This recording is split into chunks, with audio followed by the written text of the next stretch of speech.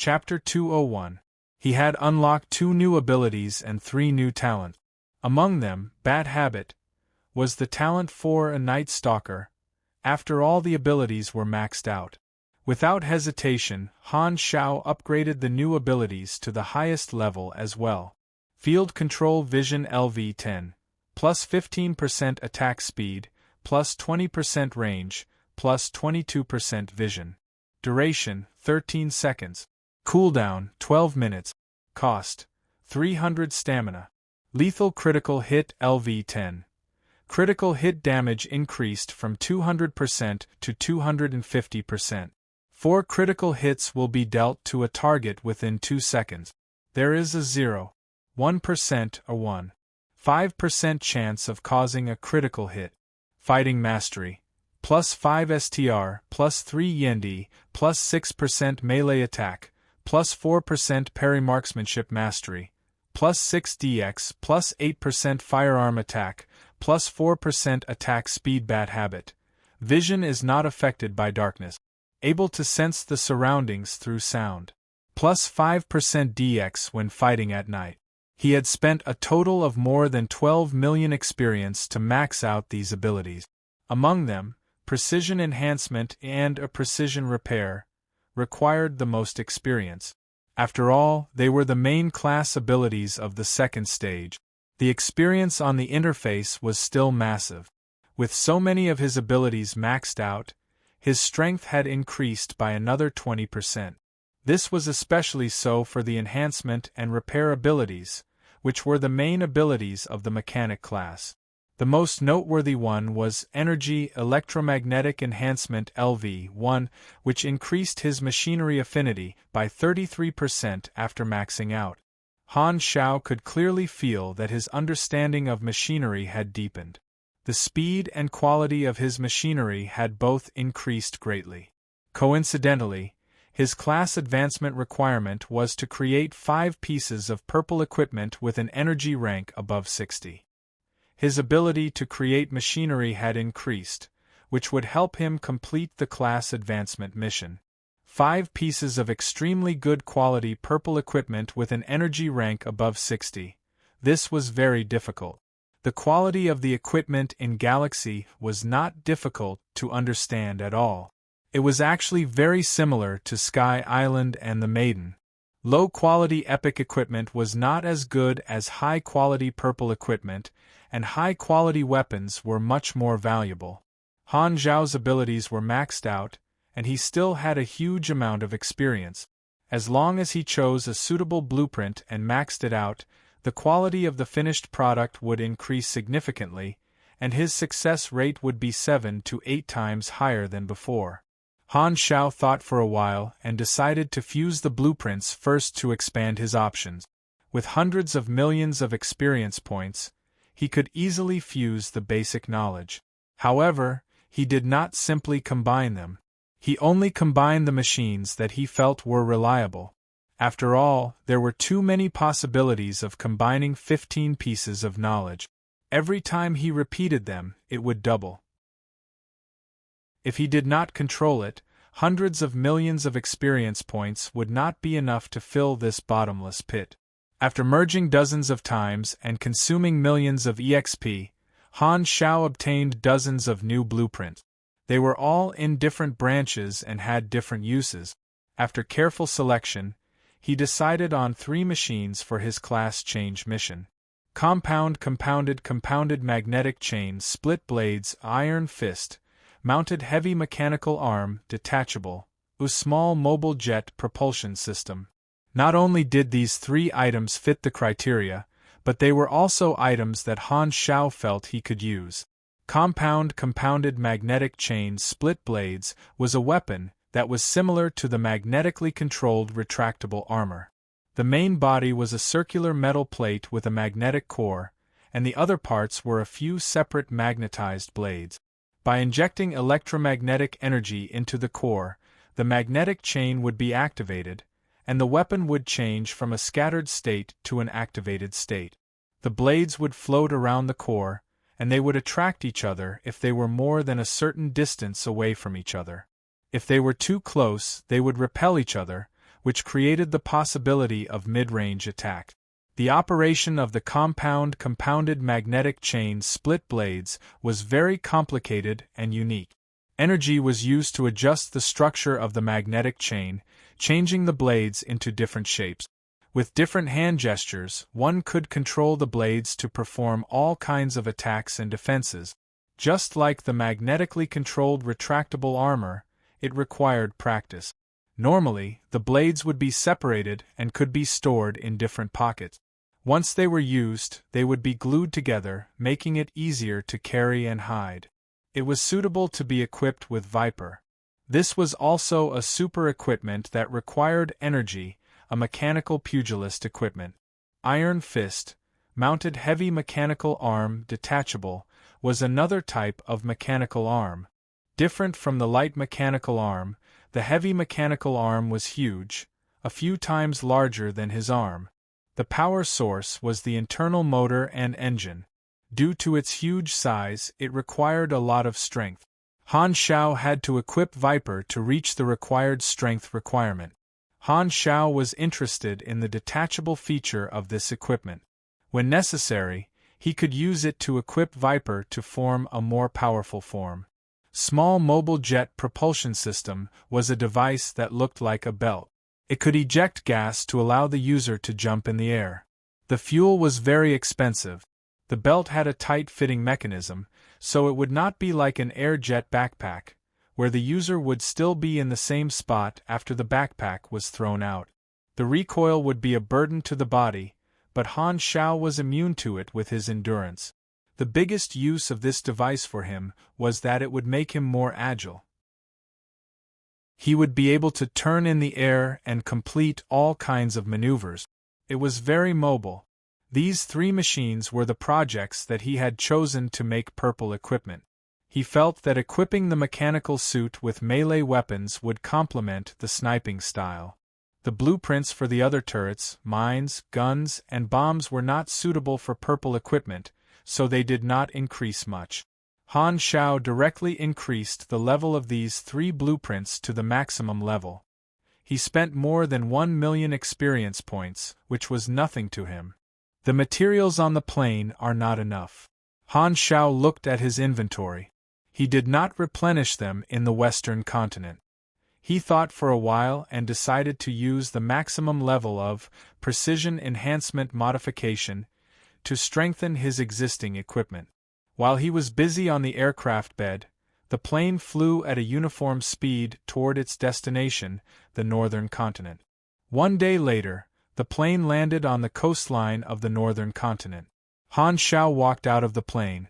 The cold air surrounded him, and goosebumps appeared on his skin. The northern continent was cold, and a breath of air was cold to the lungs.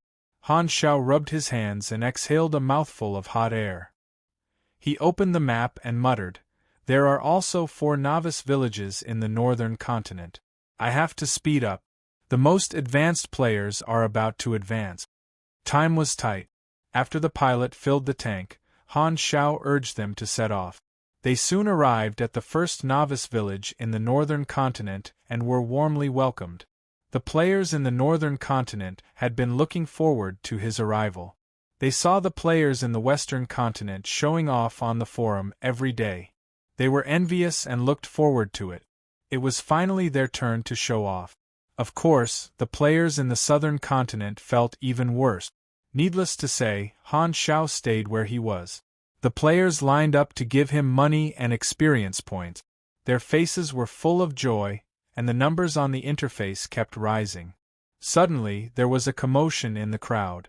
Hao Tian stepped out, and the players around him spontaneously made a path for him. "I'm here to buy a letter of recommendation," Hao Tian said. Han Shao looked up and had a thought. He recognized Hao Tian, a pro-god who was on par with Li Guo. Hao Tian paid the money and took the letter of recommendation. He was expressionless the whole time. He turned around and left after receiving the mission without hesitation. At this time, the whispers of the players around entered Han Zhao's ears. "Didn't Hao Tian complete all the missions in the novice village? I remember he left the day before yesterday." No, I saw him come back with my own eyes. He stayed for 2 more days. Probably to wait for Black Phantom's mission. It's a loss for a pro player to waste 2 days. To get Black Phantom's mission, if it were me, I would wait for 10 days. Han Zhao's eyes flashed as he thought to himself, how Tian seems like a good choice. Chapter 202.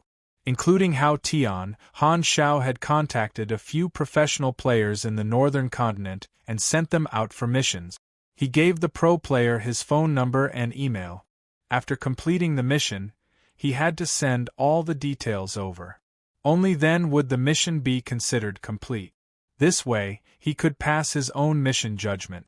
If there was a mission item that he needed to give to Hannes, he would have to personally take a plane to get it. However, compared to doing it himself, it saved him a lot of time. He could command the strong players to help him complete the mission and reap the benefit. Among the professional players who came to accept the mission, there were many strong players from his previous life, and Hao Tian was one of the best. Although Han Zhao had high hopes for Hao Tian, since he said that he would only treat him differently after he completed the mission, he was not in a hurry.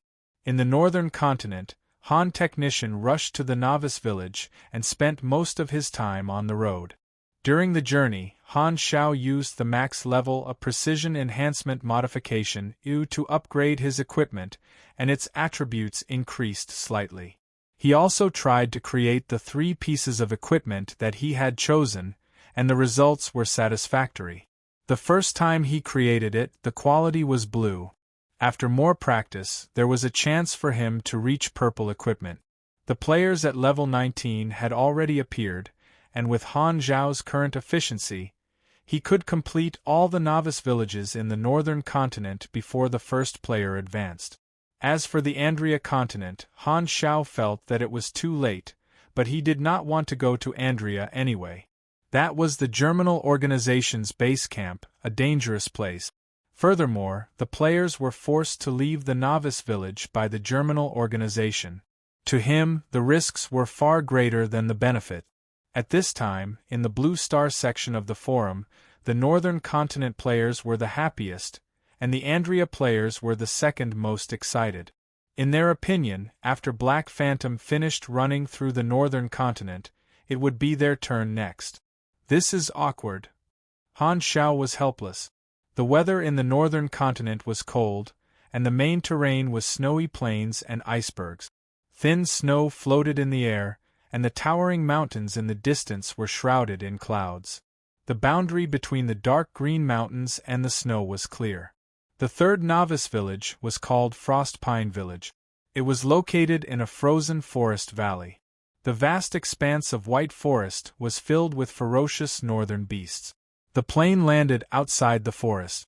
Han Zhao trekked through the forest with his electromagnetic hovershoes and headed towards Frost Pine Town, according to the radar.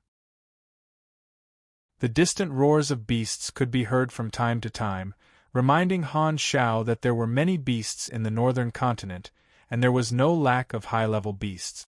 I remember there's an ice field where the ice claw bears are high-level monsters. They're between level 53 and level 56, and they're not elites or bosses. I can get lethal shot there, Han Zhao thought to himself. That ice field was a bit far, so Han Zhao planned to go there after he finished running the novice village. While looking at the map, he noticed something else. The Overmera family's territory was not far from Frost Pine Town. Not long after, Frost Pine Town appeared in his line of sight. Han Zhao composed himself, slowed down his pace, and walked over. In the forest 100 meters away from Frost Pine Town, a dozen people were sitting in a circle. They were all wearing combat suits, guns, and daggers. They were organizing their equipment. They were a combat team from the Overmera. They were ordered to capture some Inhumans in Frost Pine Town and bring them back for research. Captain Keaton had a ferocious look on his face. He held a handmade cigarette in his mouth and pulled the bolt of his gun. He said in a rough voice, "The battle plan is clear. Don't make any mistakes. Don't worry. It's just a group of Inhumans. If they dare to resist. Keaton patted the grenades on his waist. Don't be stingy with these little things. Blast them into charcoal. Everyone laughed. Also, these Inhumans look no different from normal people. Don't catch the wrong people. Keaton looked at his watch and asked everyone to stand up. Organize your equipment. Follow my signal. At this time, a figure walked past on a small path outside the forest. One of the team members pointed and whispered, "Captain, there's a passerby there. Is he an Inhuman?" "I think so. There are many beasts in this forest. Only Inhumans would move alone. Catch this lone Inhuman, and we'll complete the mission." Everyone was eager to try. But after waiting for a few seconds, they realized that their captain didn't respond. They turned around and were shocked. The ferocious Keaton's face was now pale with fear. His lips were trembling unnaturally, and his cigarette fell to the ground. "What's wrong?" One of the team members didn't understand. Keaton's throat moved up and down. He hurriedly said, "Cancel the plan. Leave this place immediately." "Why?" Everyone was shocked. "That's not an Inhuman," Keaton said angrily. He's Black Phantom. He just had a conflict with the family not long ago." Black Phantom. Everyone was shocked. They looked at the road to confirm, but they realized that the road was empty. The figure had disappeared without them knowing. Then, they heard an unfamiliar voice coming from behind them. "I think I heard you call me." Everyone froze and turned around mechanically. A figure in black was standing behind Keaton, looking at them curiously. A chill ran down their spines. Keaton's hair stood on end. He didn't notice how Han Shao got behind him. The sound just now was like thunder to him. He was so scared that his heart twitched. It was so cold, but he was so nervous that he was sweating. Han Shao raised his eyebrows. He had felt the presence of people from afar. These armed men were so nervous in front of him. They probably knew who he was and didn't have good intentions. "Are you going to say it yourself, or do you want me to help you? You can try lying." Han Shao curled his finger. 7 scattered blades suddenly flew out from the pockets on his waist and legs. They floated in the air and aimed at the vital parts of Keaton's body. Compounded split magnetic chain split blade, blue quality, attack power 34 to 92, super equipment. The slashing power of the blades depends on the amount of energy used.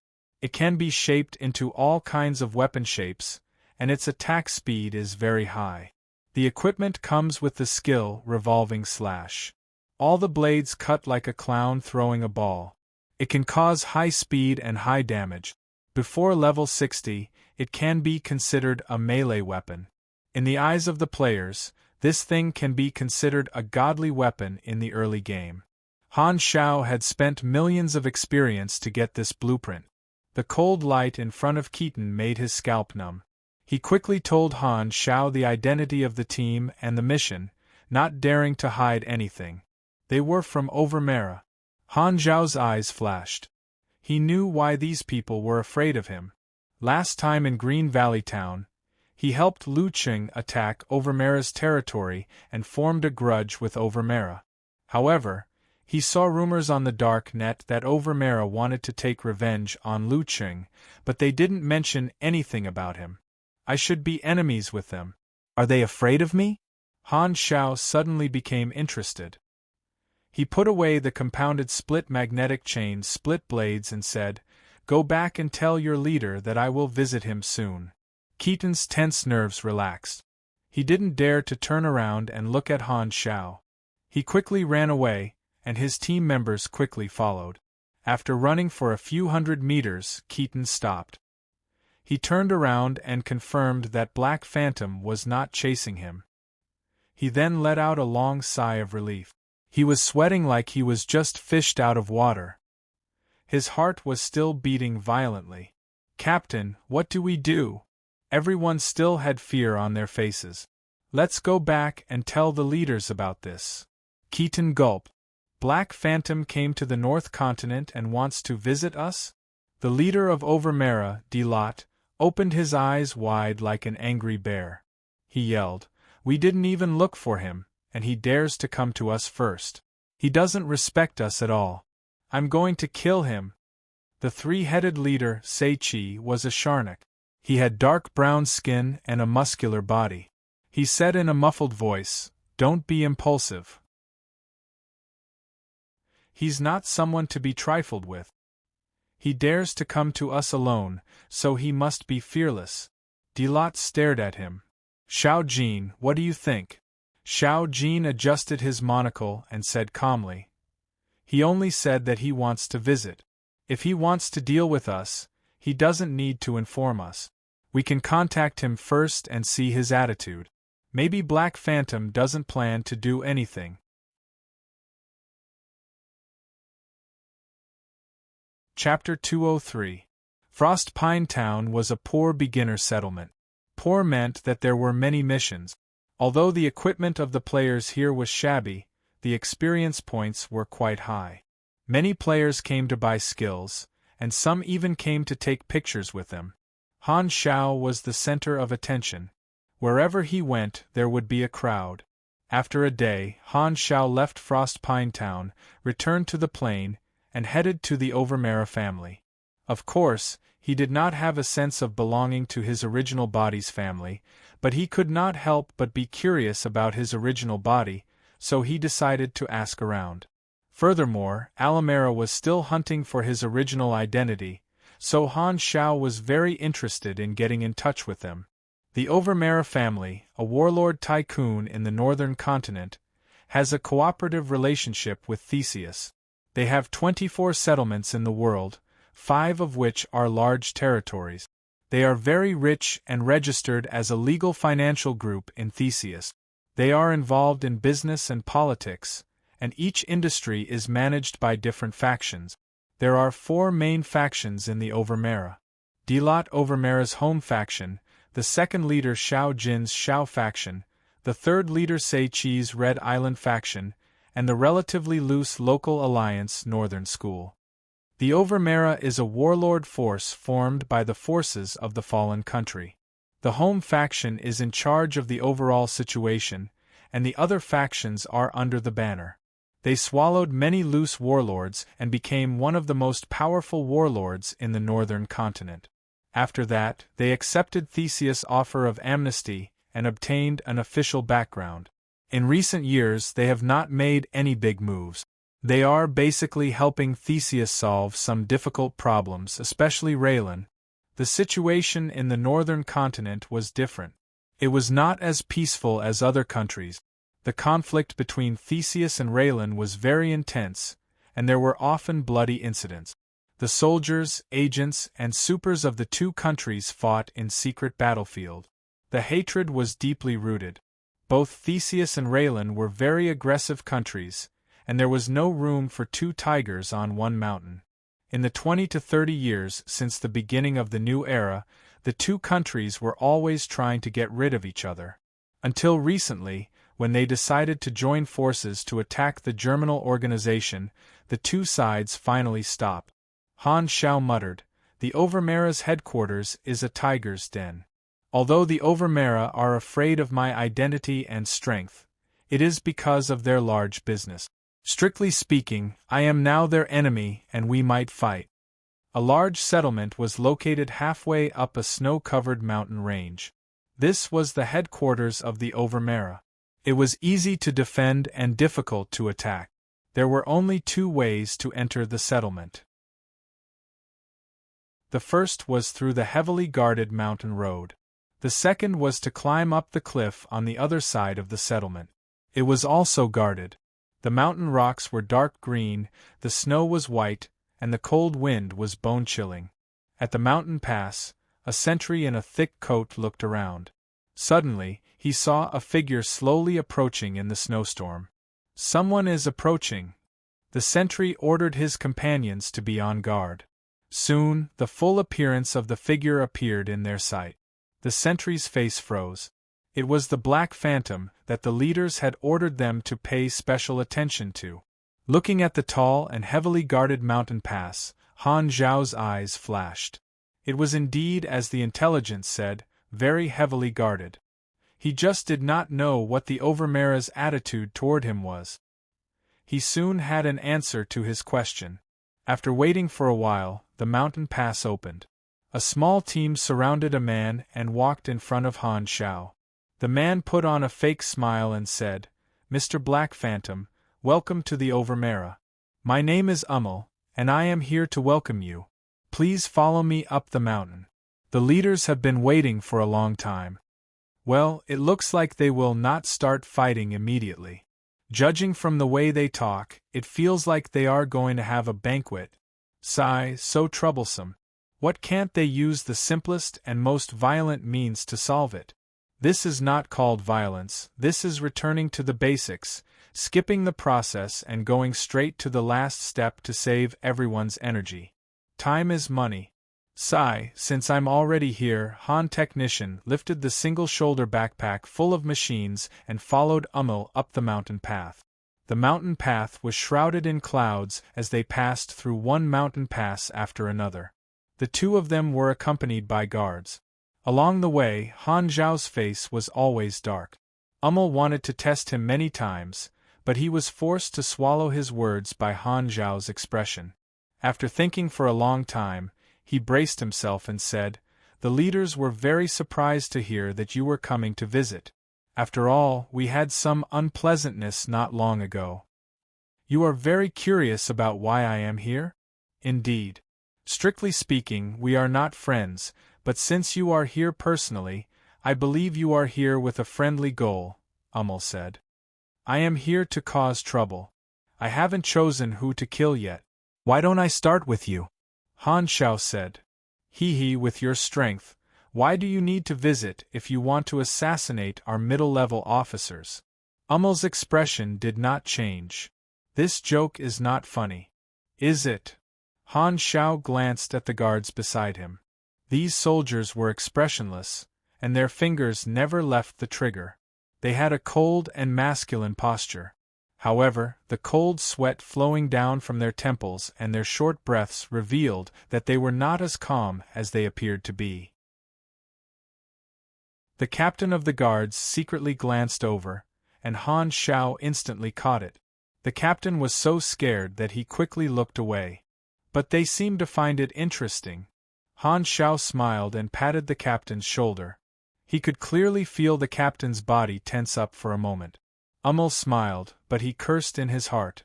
He did not come with good intentions. He is fearless. I can't figure out his intentions. Han Zhao narrowed his eyes and suddenly asked, "Unveil? That's your name, right? Which faction are you from? Home faction or something else?" Unveil's expression became unnatural. He coughed and said, "I am a member of the Overmara family. That's all." Han Zhao smiled and did not say anything else. The two were silent until the territory gate appeared in front of them. Unveil was relieved and said, "We are here. The leaders are waiting for you in the hall." The gate opened and hundreds of soldiers walked out.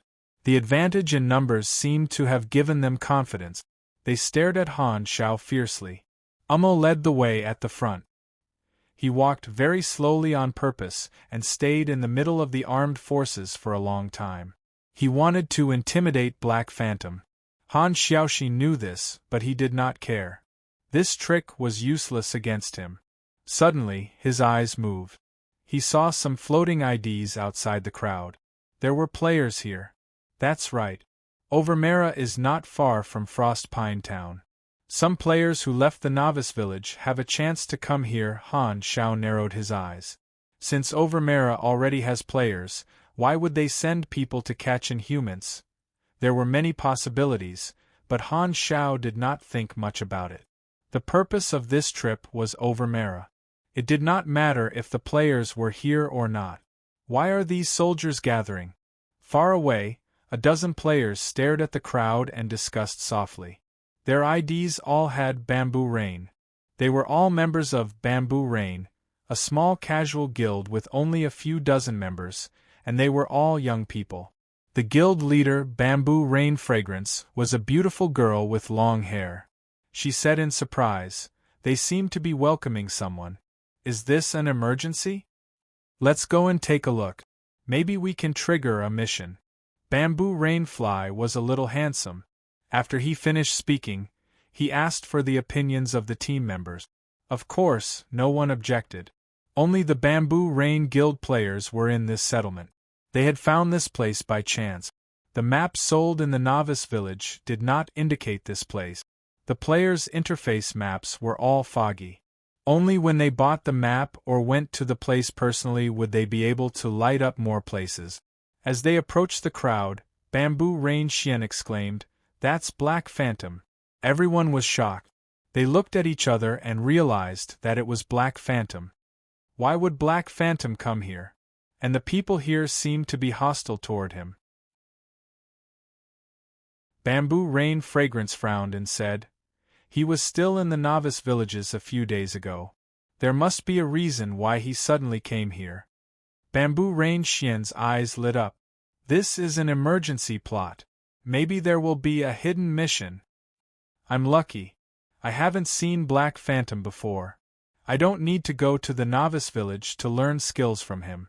I remember that some of the video hosts are collecting his material.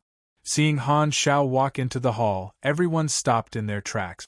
The hall was a high-level area that was not open to them. It required a high-faction relationship. Black Phantom could enter directly, so they were helpless.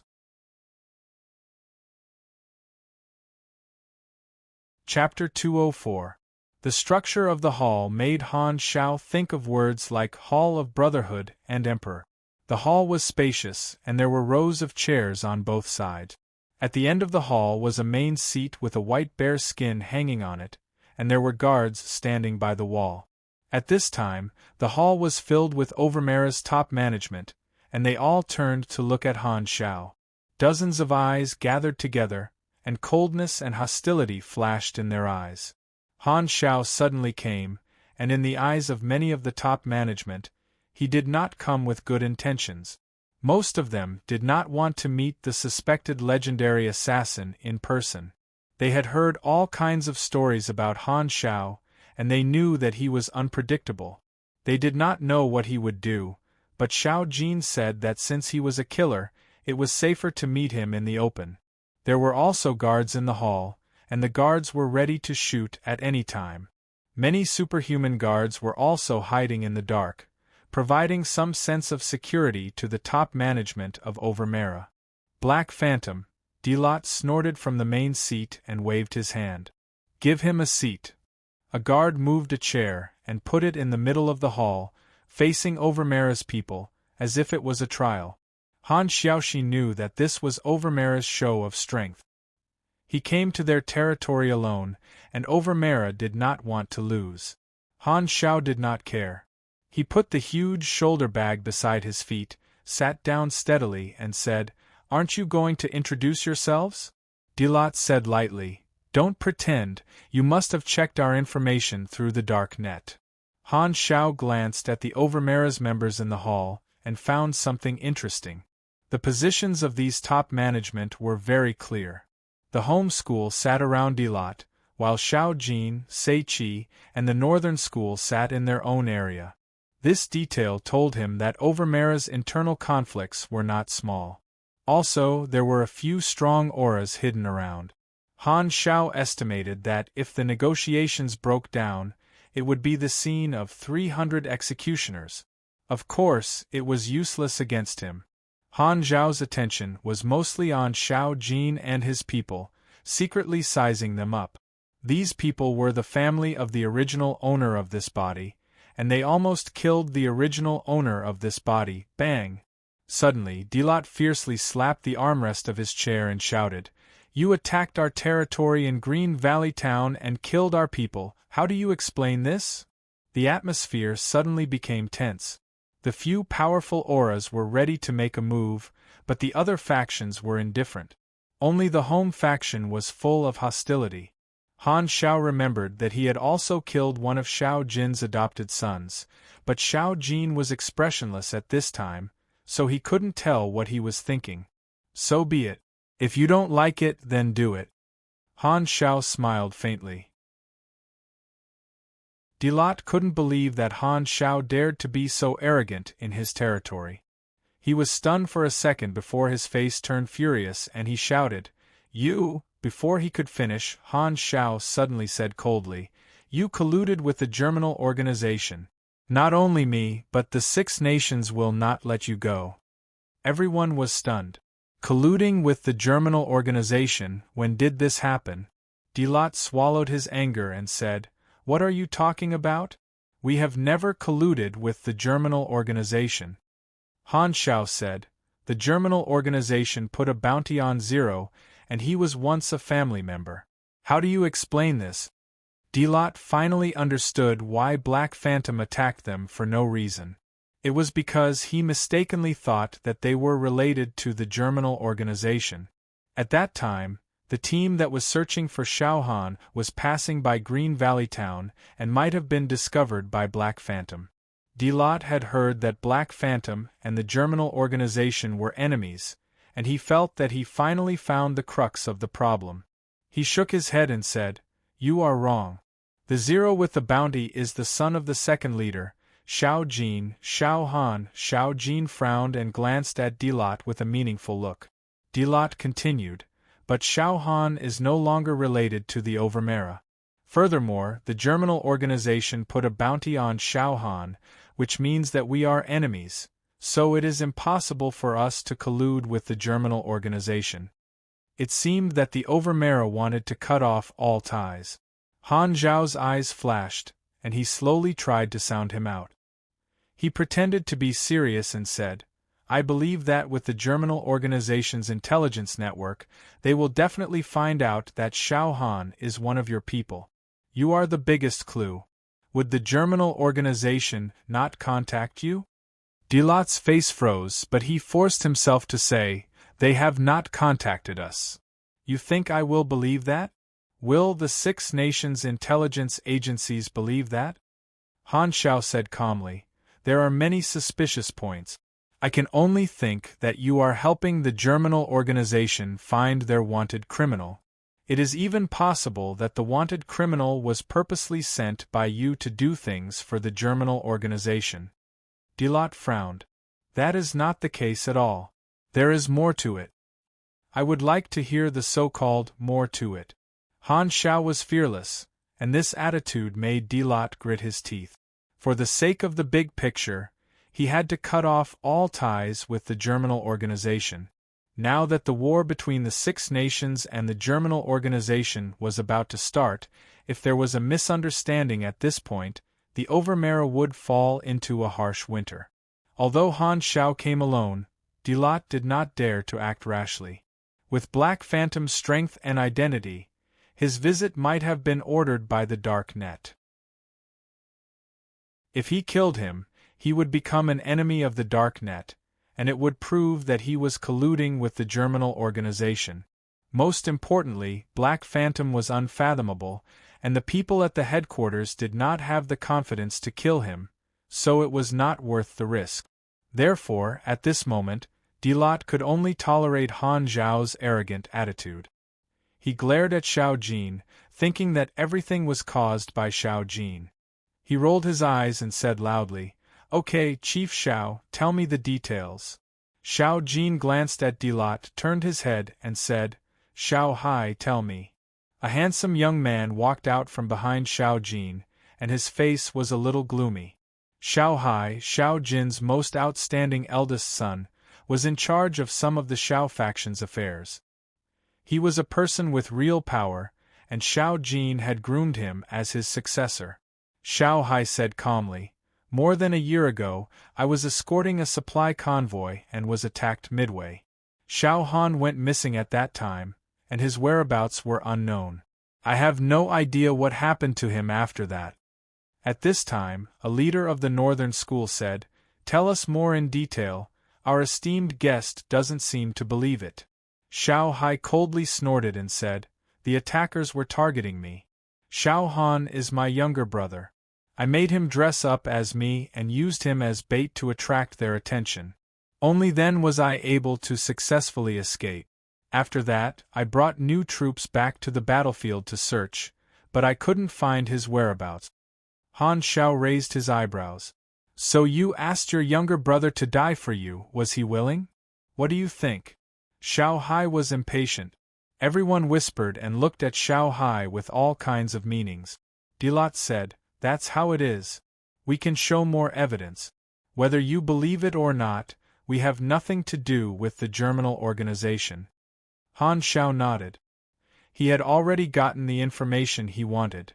The experience of the original owner and the attitude of the original owner's family. When the original owner was mentioned, the people of the Shao faction were indifferent, as if he was a stranger. Especially Xiao Hai, who did not feel guilty about killing his younger brother, and Xiao Jin did not have any dissatisfaction. In conclusion, the original owner was an insignificant character that was not loved by anyone. Everyone treated him like air.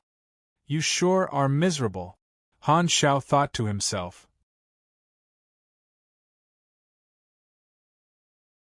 Chapter 205. Xiao Jin suddenly said, "My adopted son died in your hands." Han Xiaoxin was moved and said, "This is a private matter, Chief Xiao. Let's talk about it in private." "Sure." Xiao Jin nodded. Everyone's eyes flickered. Black Phantom's answer to the same thing was completely different. Dilat showed dissatisfaction but did not say anything. Han Shao turned to Dilat and said, "It's getting late, do you mind if I stay for the night?" "Xiao Jin, you entertain him." Dismissed. Dilat suddenly stood up and walked away. Everyone walked past Han Shao with different expressions. An Asian man walked over and smiled. "My name is Xiao Ming, Chief Zhao's adopted son. I'm in charge of your living arrangements, please follow me." Han Shao looked around. Umil, who had brought him here, was nowhere to be found. He thought to himself, Overmara's internal conflicts are very serious. Thinking about it, the undercurrent in the hall was the best evidence. With a lot on his mind, Han Shao walked out of the hall and suddenly saw a dozen players surrounding him. They were all from the Bamboo Rain Guild. With excited expressions, Bamboo Rain Xian turned on the recording function. "We want to learn skills," Bamboo Rain Xian said. Han Shao naturally would not reject the opportunity to earn EXP. He opened the skill tab. Xiao Ming beside him asked in surprise, "You know them?" He shook his head. Black Phantom seems to be very popular among the Inhumans. The Overmara members passing by noticed this and were shocked. The Bamboo Rain Guild wanted to try to trigger a mission, but Han Shao did not interact with them. He stopped for a few seconds and walked away. It's a sudden storyline, but there's no mission. Flying Bamboo Rain was confused. Bamboo Rain Xian said, "The material I recorded doesn't seem to have any explosive points." Xiao Ming arranged a room for him. Although Han Zhao's attitude during the day made many of the upper echelons angry, it also explained the origin of the hostility, so the atmosphere was not as tense as before. Nighttime. In the name of discussing compensation, Xiao Jin invited Han Shao to his mansion as a guest. When he arrived, Han Shao realized that Xiao Jin's children were all there, including Xiao Hai and some other siblings. However, Xiao Jin's adopted son was not there. In private, Xiao Jin was as expressionless and unpredictable as he was during the day. Han Shao sized up Xiao Jin and his children. These people were also sizing him up. "What kind of compensation do you want?" Han Shao retracted his gaze and smiled faintly. "It's his bad luck that he died." Xiao Jin's expression was indifferent. To him, an adopted son was just an assistant and a tool. "Then why did you invite me?" Han Shao raised his eyebrows. "There's no harm in getting to know a famous assassin." Han Shao could not understand Xiao Jin's intentions. Maybe it was just to get to know him, or maybe there was another purpose. However, he was interested in interacting more with the original owner's family to get some information. The few of them chatted casually, and the topics were all over the place. Xiao Hai and the other siblings chimed in from time to time, and the atmosphere was harmonious. Xiao Hai was the leader of the siblings. The other siblings' words were somewhat respectful, but Xiao Hai's attitude was indifferent, as if it was natural. Unknowingly, they had chatted for more than an hour. Han Xiao frowned slightly and suddenly said, "I'm very interested in Xiao Han. Why don't you tell me more about him?" The atmosphere suddenly became cold. Xiao Jin put down the cup and slowly said, "He's my son. He's always been very incompetent. I didn't expect him to become a wanted criminal of the Germinal organization." Xiao Hai snorted. "I thought he was dead for sure. A scourge lives for 1,000 years, only causing trouble for us." Han Xiao pointed at himself. "Are you saying that I'm trouble?" Xiao Hai sneered. "Are you not?" Xiao Jin coughed and ordered him to leave. "It's getting late." "It is quite late." Han Xiao stood up and left. Xiao Ming brought him back to the room. When he entered the door, he passed a document to him and said, "This is Xiao Han's information. Father told me to give it to you." Han Xiao nodded. As soon as he entered the room, he immediately checked the room thoroughly. Before he left, there were 3 surveillance cameras, and now there was one more. He shook his head and continued to use the program to crack it. After doing all this, he flipped through the file and had a deeper understanding of the original body. He was an insignificant character, and he had never heard of this NPC, Xiao Han, in his previous life. Sigh. Han Xiao shook his head. The purpose of contacting Overmera was to understand the original body, and his goal had been achieved. He did not care about Overmera's attitude and structure because it had nothing to do with him. As for the so-called hostility, it was just to show that he was tough. Originally, Overmera did not want to be enemies with Han Xiao. Han Xiao only killed people in their headquarters because he had nothing better to do. It was not good to have an enemy for no reason. It was not good to fight and kill every day. It was better to grow flowers and plants. I wonder how the people of Overmera will react when they know that I am Xiao Han. He had a wicked thought. He put away the file, lay on the bed, and closed his eyes to rest. He planned to leave in the morning. Midnight. Delot's mansion. It's all because of that bastard Xiao Jin that Overmera was involved in this unfortunate matter. That bastard has no scruples about expanding his influence. He obviously wants to seize power. Northern School is my people. Sei Chi's Red Island faction has always been neutral. What does he have to fight with me? Delot gritted his teeth.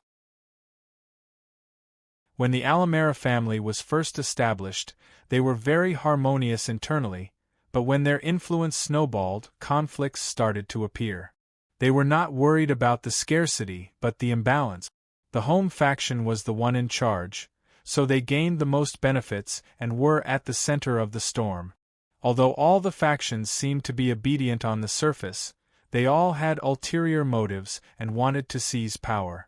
Fortunately, after so many years of cooperation, they did not dare to make too big of a move. It was unlikely that there would be bloodshed. Even if there was, it would be secretly planned. Xiao Jin was the biggest threat. Delot secretly sent people to attack Xiao Jin in order to get rid of Xiao Jin's successor. Unfortunately, they failed and only killed an insignificant Xiao Han. However, more than a year later, Xiao Han, who did not care about anyone at that time, actually became a wanted criminal of the Germinal organization and brought a terrifying enemy like Black Phantom to the family. Now that Delot thought about it, he regretted it. At this time, Delot's son, Lagos, walked in and said, "Father, Black Phantom left Xiao Jin's mansion and met for 1 hour and 37 minutes. Meeting Black Phantom in private without me, Xiao Jin is getting bolder and bolder." Delot was furious. What do we do? Do we just let Black Phantom leave? Don't mess with him. But he dares to be so arrogant in our territory. Lagos was indignant. I said don't touch him. Delot slammed the table and roared, "Get out!" Lagos clenched his teeth, closed the door, and walked out. The moment he turned around, his face became gloomy. At dawn, a commotion woke up Han Xiao, who was in a light sleep. He jumped up from his bed and looked out the window. He saw the Alamara members yelling and shouting as they ran in a certain direction. What happened? Han Shao was confused. Footsteps approached quickly, and dozens of soldiers surrounded the room with guns. A captain yelled, "Black Phantom, don't move!" The soldiers' mission was to control him, and they looked nervous. They could fire at any time. Han Shao saw more people running in another direction. Looks like something happened, and it's not targeting me. Han Shao narrowed his eyes and observed. After a while, the captain seemed to have received an order and yelled, "Come with us!" Han Shao also wanted to know what happened, so he followed the nervous soldiers to Delot's mansion. At this time, the crowd was so crowded that not even a drop of water could pass through. The leaders of the various factions were all there, and they all looked at Han Shao with fear and anger. This made him confused. After walking into the mansion, Han Shao finally knew what had happened. In the office, Delot was sitting on the chair with his head up. There was a deep bullet hole in his left eye, and there was a cavity at the back of his head. There was a pool of blood on the wooden floor, and the smell of blood was pungent. The corpse's hands were dangling, and his legs were supporting him under the table. The leader of Overmara was assassinated. Cause of death: gunshot wound. The bullet entered through the eye, went through the brain, and pierced through the back of the head. He died on the spot. From the caliber of the bullet, the murderer used a large caliber pistol. The leader did not show any signs of resistance, and the clues scattered at the scene did not show that the murderer was here. Han Shao suddenly understood why the others were looking at him that way. Daryl had died last night, and as an uninvited killer, he was obviously the most suspicious. Furthermore, the weapon used by the murderer was also a large caliber pistol. His assassination method was very similar to that of a ghost like him. Everything was too coincidental. This was a premeditated framing.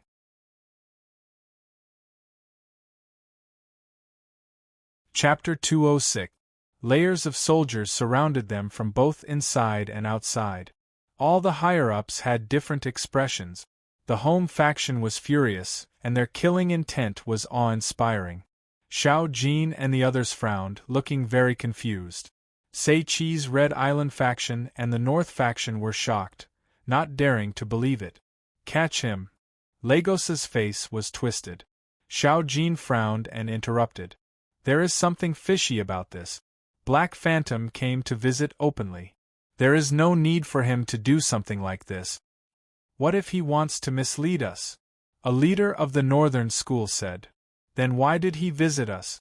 It's better to assassinate us secretly. Xiao Jin said. Our defense is tight. He wants to enter our base smoothly. Someone said. He's the murderer. Why are you still finding excuses for him?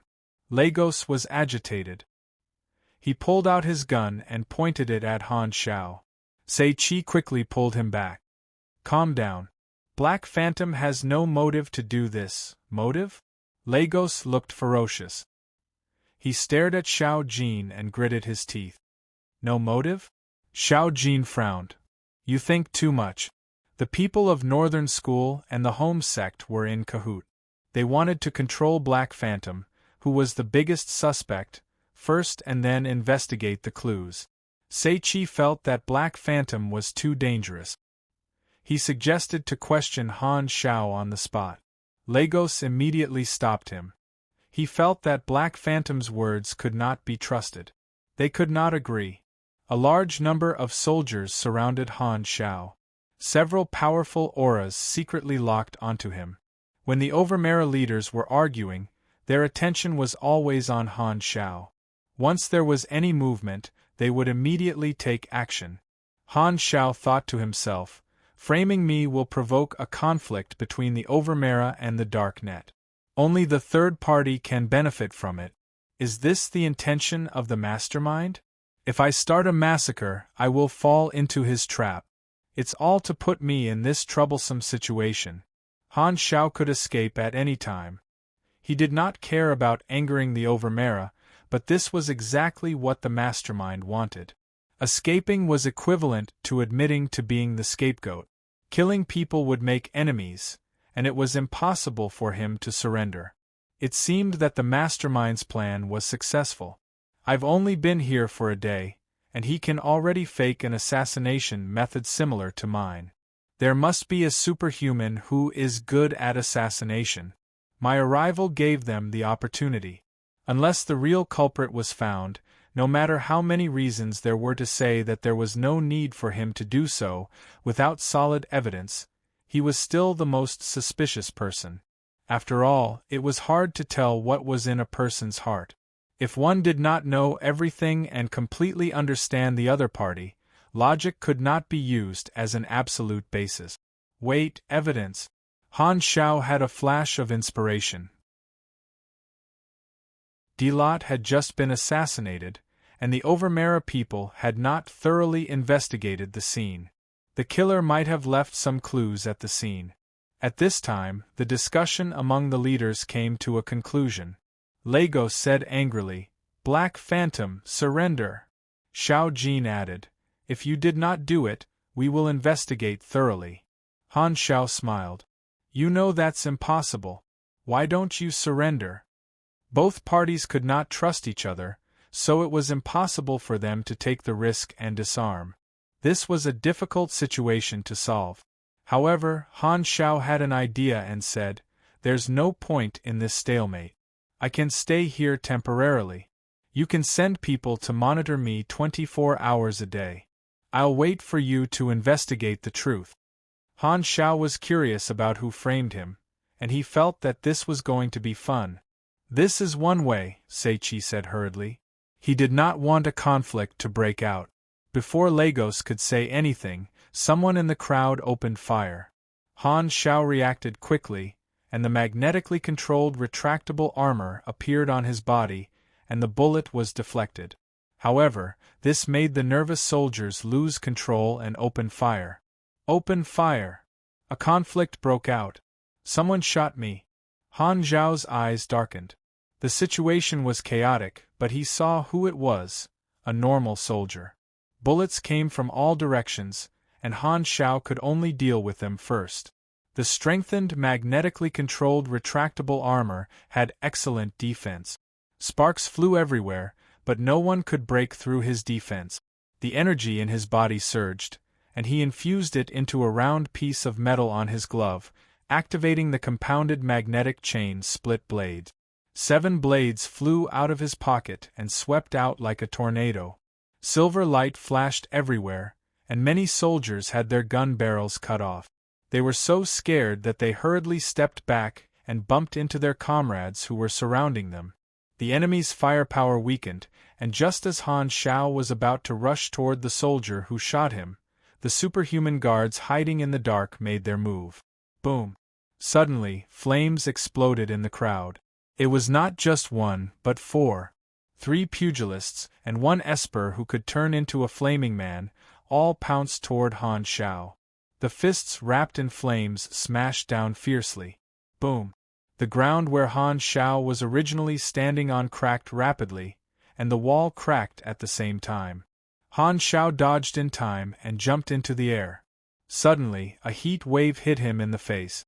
The flaming man stretched out his hands, and a long serpent-like pillar of fire lashed out.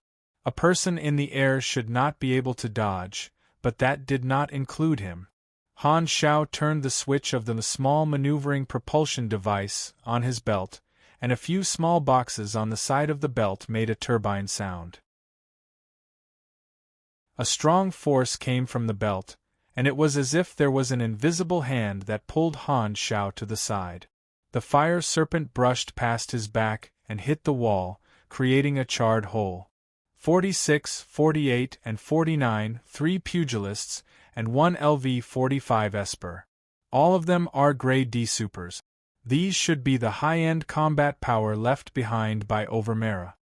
In the past, he would have found it difficult to deal with them, but now that his skills were maxed out and his combat power was even higher, he did not feel much pressure even without the mechanical suit. Han Shao was more concerned about the soldier who shot him, but he realized that the previous round of fire had hit quite a few of his comrades, and the young soldier who shot him was killed. Han Xiaoxin's heart skipped a beat. He did not believe that this was an accident. The person who framed me seems to have deep connections in Overmera. Seeing that I backed down, he purposely attacked me in order to trigger a conflict. As this thought flashed through his mind, Han Xiao obtained a new clue. He suppressed it in his heart and focused on dealing with the 4 supers and soldiers. With a twist of his hands, the sharp blades circled around him like a protective storm, slashing close to 10 times per second, instantly causing the 3 pugilists close to him to bleed. Wherever the blades passed, the soldiers' weapons would be dismembered. He had used this kind of weapon in his previous life, and he did not need to practice too much. He was an expert at using it. He purposely held back and did not kill anyone. The magnetically controlled retractable armor, electromagnetic hoverboots, and other equipment that he carried around with him had all undergone precision enhancement modification, and their attributes were even higher. Han Zhao's own combat power had also reached the peak because of his skills being maxed out. Facing these 4 supers whose levels were lower than his, Han Xiao did not even need Viper. With the compounded magnetic chain split blades as his main melee weapon, he could defeat them easily. Han Zhao's health had already reached 3,800, almost the same as pugilists of the same level. With the protection of the magnetically controlled retractable armor, he was very resilient. On the other side, the members of the Bamboo Rain Guild witnessed the whole process of Han Xiao defeating a group of soldiers and 4 supers. Bamboo Rain Xian recorded it and was extremely excited. Only this kind of material is explosive. Bamboo Rain Xiao Fei was surprised. I thought Black Phantom was their VIP guest, but from what they said, it seems like Black Phantom killed their leader. I just checked, and the 4 NPCs that fought with him were all extremely lethal. The forum was right, Black Phantom is one of the strongest NPCs. Bamboo Rain Morning Wind rolled his eyes and said, "Of course, how can an NPC that can give out a main storyline mission not be strong?" Shoo! Bamboo Rain Fragrance made a shushing gesture and stared at the scene. Watch the plot quietly. The destructive power of supers was far greater than normal people, and the whole mansion collapsed in the fierce battle. The higher-ups had already run out, shocked and angry. More supers were on their way, and they would definitely be able to kill Black Phantom, provided that the 4 guards could hold him back. The sharp blade cut through the flames, and the iron fist collided with the armor. Han Xiao moved around nimbly like a ferret, and his mobility was terrifying. The 4 supers were exhausted and could barely hit him once. He showed a weakness and lured a pugilist into attacking. He counterattacked with the thermoelectric incisor gloves and knocked down one of them. Then, the sharp blade moved like a whirlpool and cut the Esper who controlled fire. His magnetic armor had good heat insulation, so the damage from the flames was limited. The remaining 2 people were quickly at a disadvantage. Chi! The sharp blade cut through the flesh of the pugilist and shot out from his body, bringing with it blood. In the end, the pugilist twitched and could not move anymore. *T. Lagos was shocked. The speed at which Black Phantom dealt with the 4 guards was beyond his expectations. The backup had not arrived yet, and the ground was in a mess. No one could stop Black Phantom. If he were to go on a killing spree, the officers would suffer heavy losses, and their vitality would be greatly damaged. Swoosh! A sharp blade floated in front of Lagos, and he was so scared that he hurriedly stepped back. However, the blade followed him like a shadow until Lagos fell to the ground. His face was filled with shock, anger, and fear. At this time, Han Xiao suddenly put away the blade, wiped the blood on his face and said calmly, "I can kill you, but then I will fall into someone else's trap. Our agreement is still the same. I can stay and wait for you to find out the truth. If you insist on capturing me, I don't mind being your enemy." As he spoke, he hooked his finger and the blade danced in the air. The threat was obvious.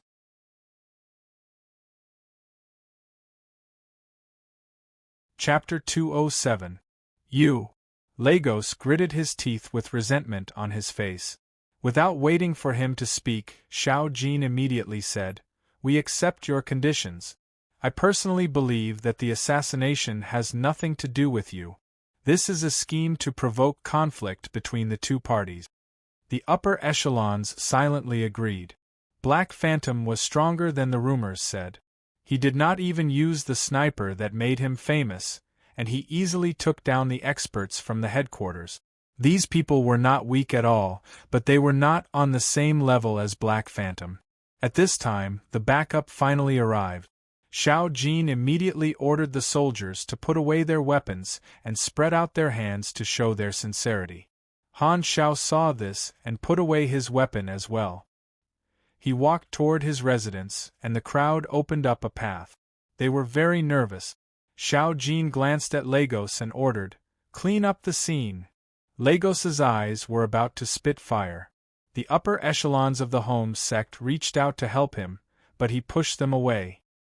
"He could have killed us, but he insisted that he was not the murderer." "He should be reliable," Seichi said softly. "Naive," Lagos said coldly. "If he killed us, all the forces in Overmera would fight to the death with the dark net. He is just pretending to be innocent." Back at his residence, a notification appeared on the interface. "You have triggered an emergency mission, Real Murderer. Mission Introduction. You have been involved in a conspiracy and have become the scapegoat. You have become a pawn to be used. Mission Requirements. Confirm the real murderer and complete the mission. There is only one chance. Reward. One random skill or talent." Han Zhao's eyes flashed. "It's a puzzle-type mission with only one chance." There were many types of missions, and puzzle-solving was the most common type. Some required the player to be a detective to collect clues, and some clues would be given automatically. However, they were all very vague, and the player had to choose in the end. After waiting for a long time, there were no new instructions. Han Xiao guessed that this mission belonged to the latter type. Considering that Overmera was wary of him, he probably would not be able to get any clues. It's best to wait and see, Han Xiao thought. At the same time, the Bamboo Rain Guild triggered a different mission. Overmera shocking change. The leader of the Overmera was murdered, and the Black Phantom who visited suddenly became the biggest suspect. However, he claimed that he was not the murderer and used force to suppress the voices of opposition. Although the Overmera seemed to be obedient on the surface, some factions still firmly believe that the Black Phantom is the murderer. What is the secret behind this? There are 5 factions to choose from: Black Phantom, Home Faction, Xiao Faction, Red Island Faction, and Northern School. Once a faction is chosen, it cannot be changed. Reward. Depending on the final result of each side's contribution, a certain reward will be given. The basic reward is 50,000 experience. Flying Bamboo Rain exclaimed, "At least 50,000 experience." 50,000 EXP was a huge amount for them. Sure enough, wherever Black Phantom was, there would be benefit. "What faction have you chosen?" "Black Phantom." "Me too." Everyone agreed.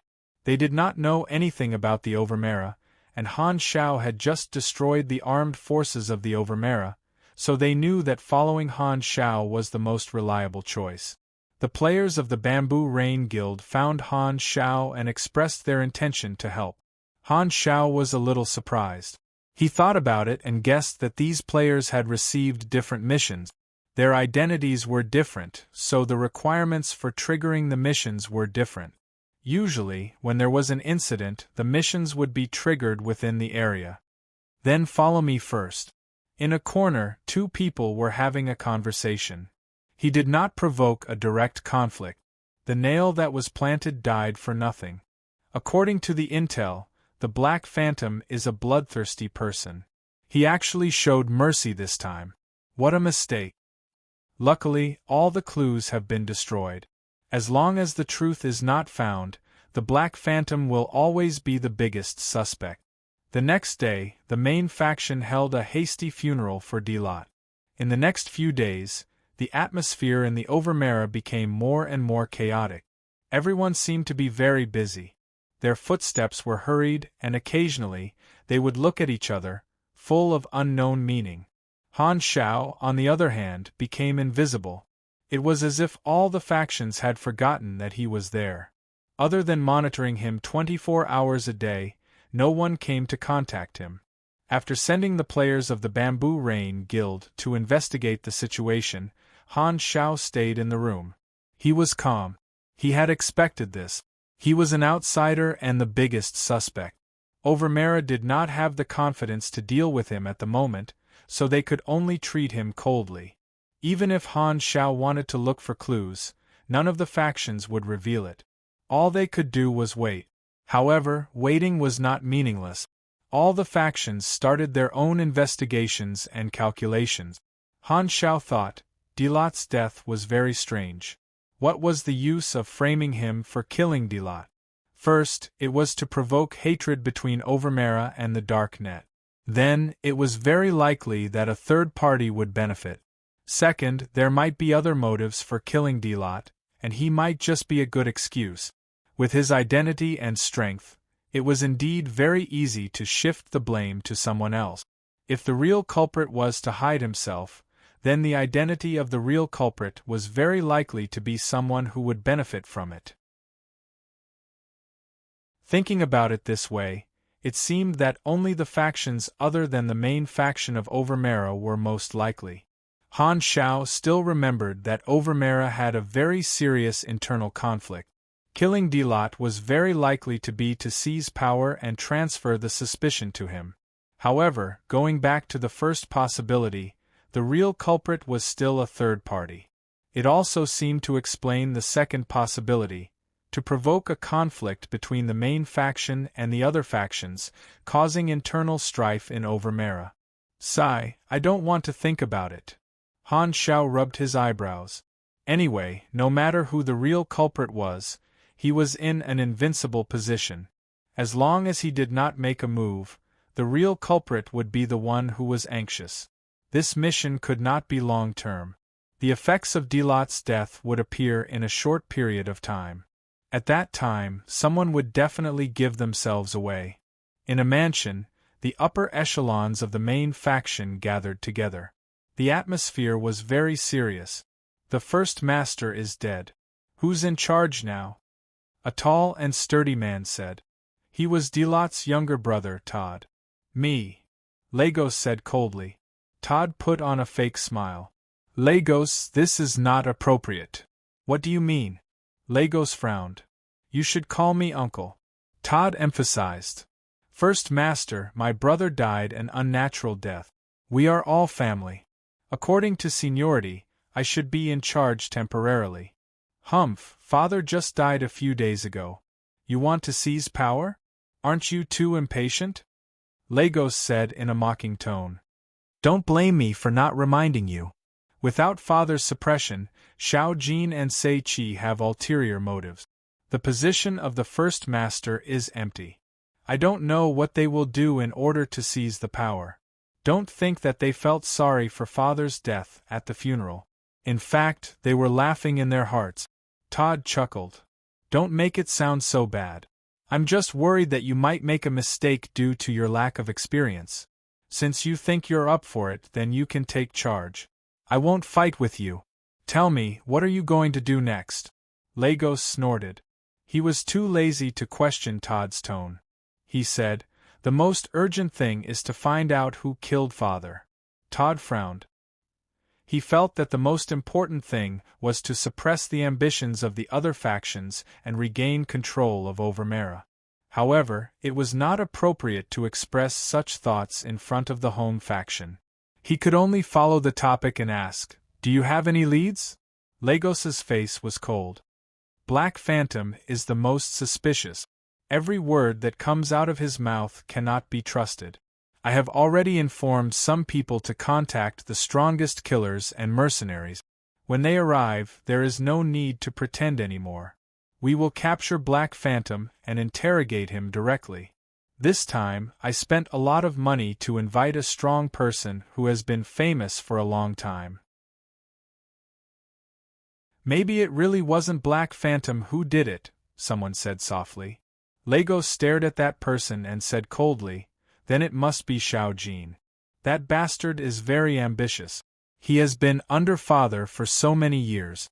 He must not be satisfied. Oh right, I heard that Han Xiao stayed in Xiao Jin's mansion for an hour on the night of the crime. Maybe Xiao Jin used a lot of money to hire Black Phantom to assassinate father, and then they colluded to put on an act.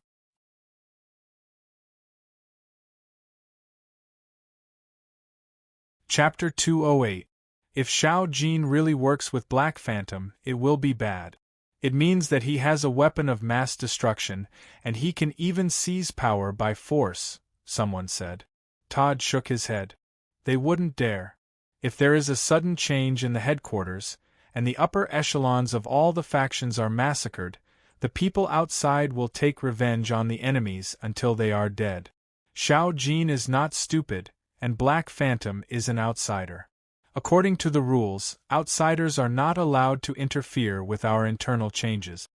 Lego sneered and said, Stupid, how do you know Xiao Jin didn't find a better place to go? Does he not have other forces behind him? His heart may not be in Overmera anymore. Xiao Jin closed his eyes and asked, What's the home faction doing? Lagos is in charge of the overall situation. They are investigating Delot's death, but there is no progress. Oh, Delot's mansion was destroyed by Black Phantom during the battle, and the clues are lost. Xiao Jin paused. Who ordered to bring Black Phantom to the scene? The team leader who went to control Black Phantom was called Miri. He died in the battle, shot by a stray bullet. Stray bullet? Xiao Jin shook his head. What is Black Phantom doing? He didn't do anything. A wise choice. Xiao Jin nodded and said, Before the truth of Delot's assassination is revealed, no faction is willing to contact him. Once they do, they will become the target of public criticism. Those Inhumans are working for him. I still don't understand why he can easily order them around, Xiao Hai said. Don't worry about him, he can't be the murderer. After a pause, Xiao Jin asked, What's the Red Island faction and Northern School doing? They are cooperating with the home faction to find clues. Xiao Jin rubbed his temples and sighed. Sigh, the dog that bites doesn't bark. Sei Chi sat in his office and pulled down all the curtains. He dialed a phone and lowered his voice. Major General, what should we do now? What do you think? Delot is dead, and the position of the head of the house is vacant. We must elect a successor. I will participate in the election. I hope you can support me. Yes, I will use my connections to help you get votes from the higher-up. When you take control of Overmera, remember how you got there. Don't forget the promise you made with us. Definitely. After hanging up the phone, Sei Chi let out a sigh of relief and revealed a sinister smile. His Shanu's skin wrinkled together. Han Xiao was very patient. Every day, he would stay in his room. The members of the Bamboo Rain Guild would act as his eyes and ears, gathering information.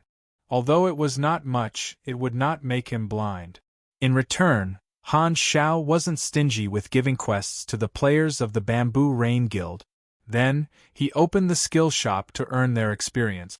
Going back and forth, he was definitely earning. As mentioned before, as long as Han Zhao's skill level was higher than the players, repeatedly learning the same skill would increase the skills level.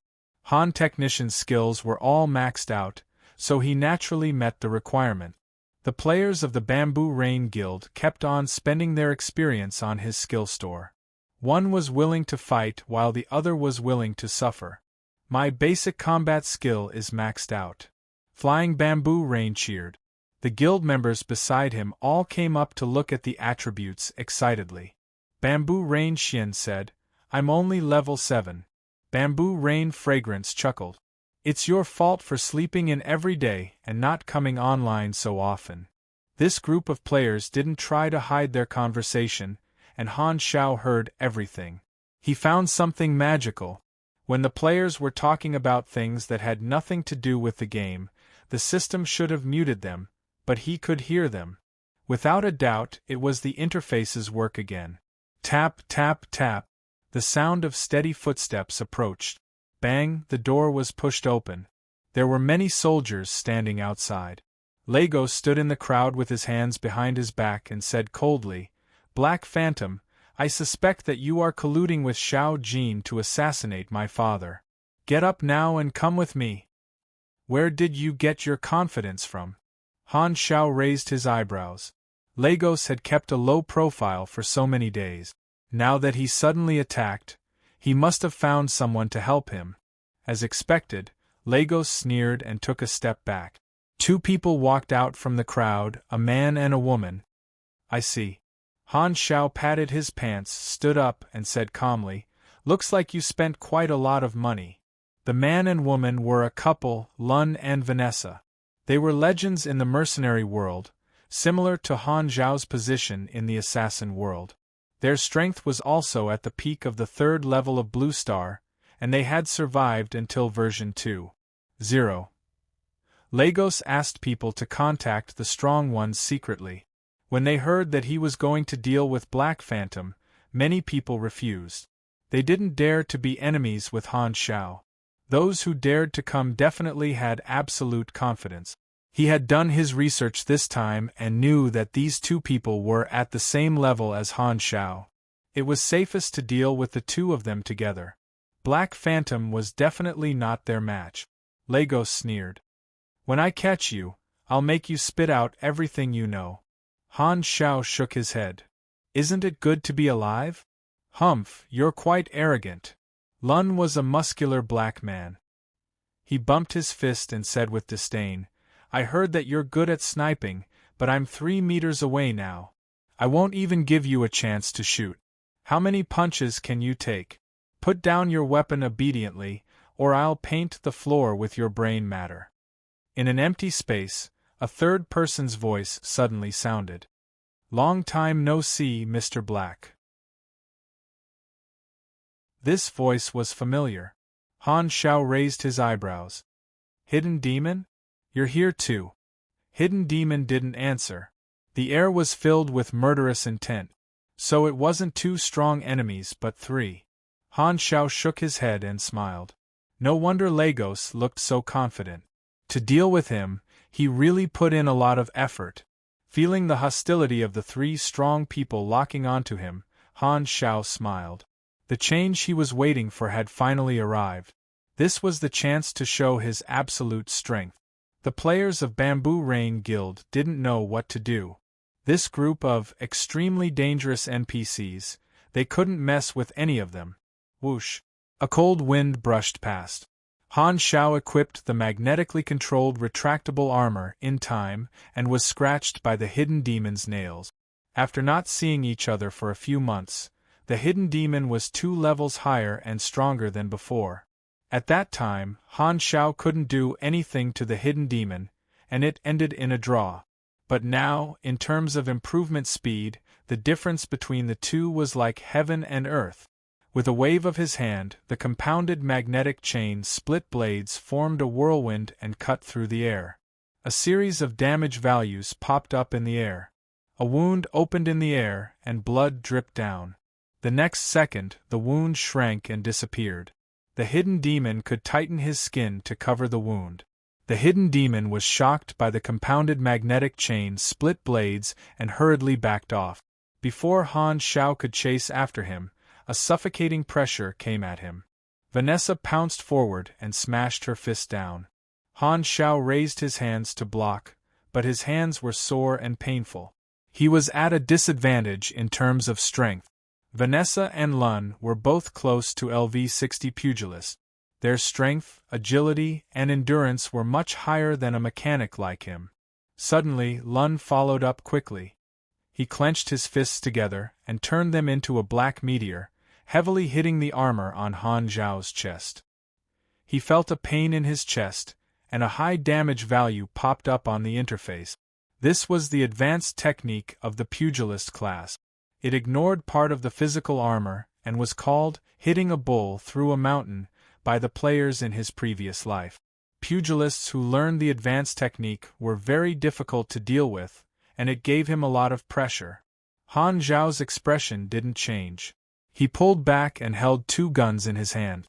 The large caliber bullets shot out. After his shooting skill was maxed out, the power of his guns had increased. Vanessa waved her hands and released a circular air shield, which bounced off the bullet and disappeared. Shockwave blast. Han Zhao frowned. Another advanced technique.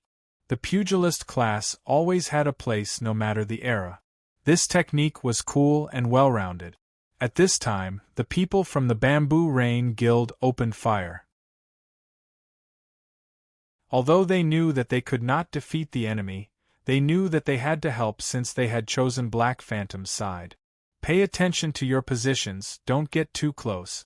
Xiao Fei Ku Ku, keep attacking. Xian Xian, don't get too close. Bamboo Rain Fragrance ordered loudly. She had experience in leading a team in dungeons, so she arranged the troops according to the method of fighting bosses. Inhumans? Lun was irritated. He used his arm to block his eyes. The bullets were bounced away by the protective flames and could not penetrate his skin. Vanessa swung her leg and pulled out an air blade like a whip.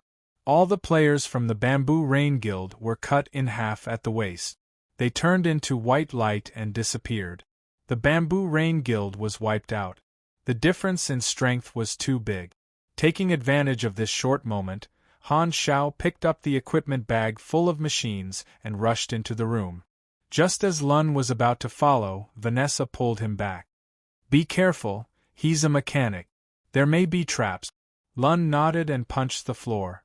Cracks spread rapidly from the center of the punch. The whole house was on the verge of collapsing. The whole house was destroyed, and the battlefield became an open space. No matter what kind of trap Black Phantom had set, it would be destroyed. Lagos quickly left with the soldiers. Boom! The house collapsed. Dust filled the air and blocked the vision. Lun narrowed his eyes. He vaguely saw a figure jump out of the ruins. He immediately rushed forward like a war horse. His fist was like a meteor hammer.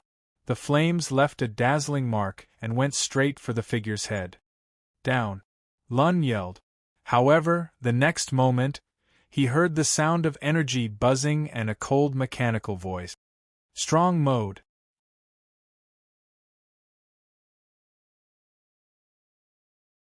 Chapter 209. The dust dissipated, revealing its true appearance. A heavy mechanical arm that was several times thicker than a human arm was grabbing Lun's fist tightly. The high-density platinum alloy was dark and cold, full of the luster of steel. Han Zhao, who was controlling this huge mechanical arm, had already put on the Viper Modified. The sleek black mechanical suit was like a human body with bulging muscles. Everyone was stunned. What is this thing? Han Zhao's right hand that was not wearing the mechanical arm grabbed Lun's arm. Lun wanted to break free, but he found that Han Zhao's strength was now on par with his, and he could not break free for a while. The Viper Modified provided almost 80 strength and 50 dexterity. Han Zhao's strength, dexterity, and endurance were now not inferior to any pugilist below LV 60. Lun was still measuring the difference between them like before, and he was caught off guard. The heavy mechanical arm on Han Zhao's left hand roared, and he smashed Lun's head into the ground. He continued to smash Lun's head into the ground, and the crater on the ground quickly grew larger. Iron Fist, mounted heavy mechanical arm, left. Quality: blue, good, basic attributes. Attack 85 to 88, defense 26 to 30, power rank 77, durability 986/1050 requirements. 45 STR, 45 to 90 STR, minus 45% attack speed, minus 15% STR over 90 STR. Does not count the equipment's attribute bonus, additional effect, plus 28 STR length. 124 meters, includes external armor, weight, 85. 5 pounds additional ability, bionic, human, can make movements like a human's arm through torque and transmission strap.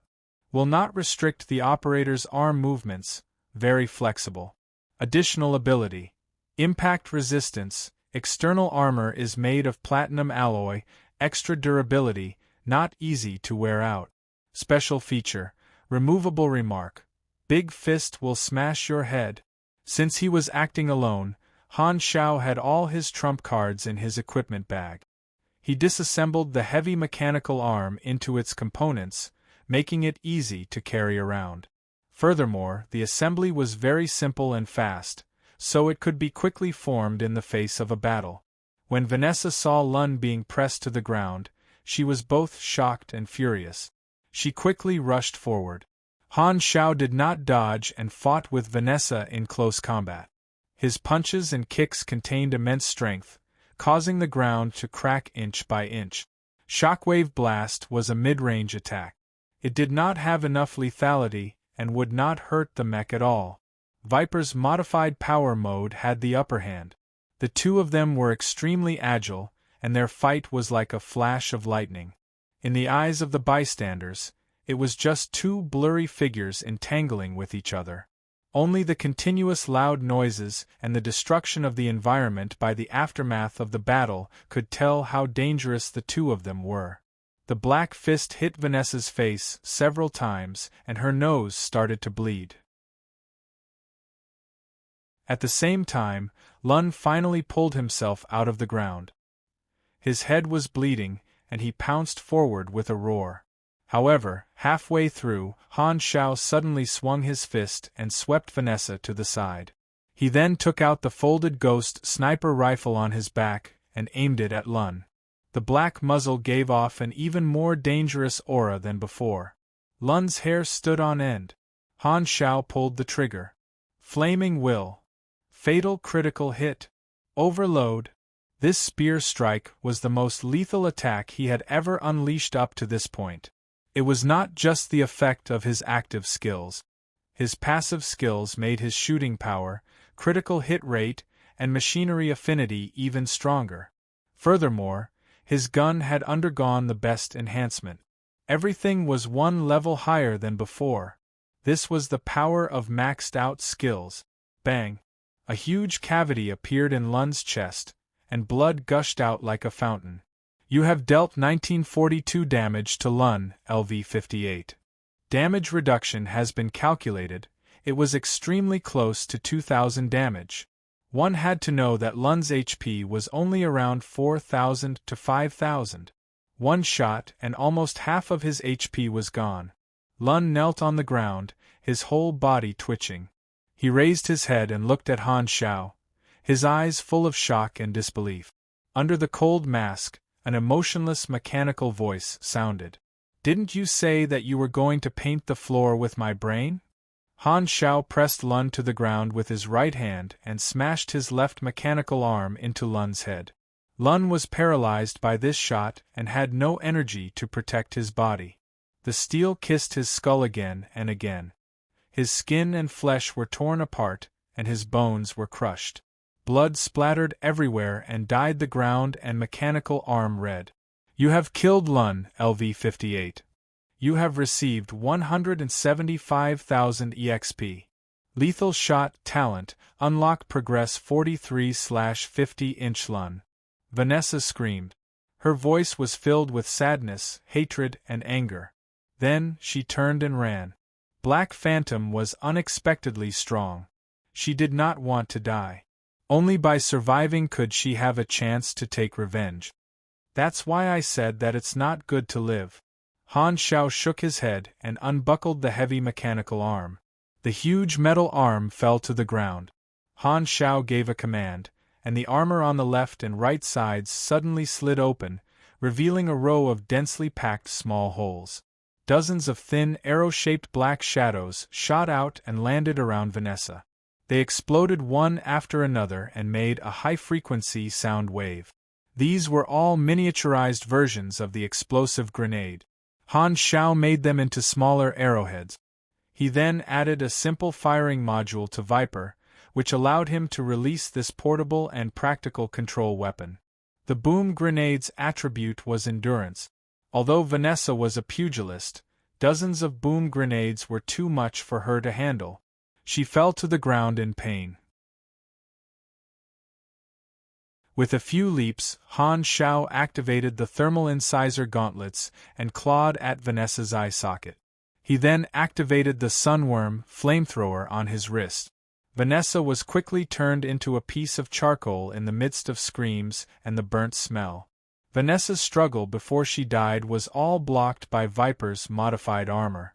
Han Shao let go of his hand and let the body fall to the ground. He activated the various scanning modules of the mechanical suit. Through smell analysis, the image of the hidden demon was outlined on the scanning panel. He was now lying in the area where the boom grenades exploded, twitching in pain.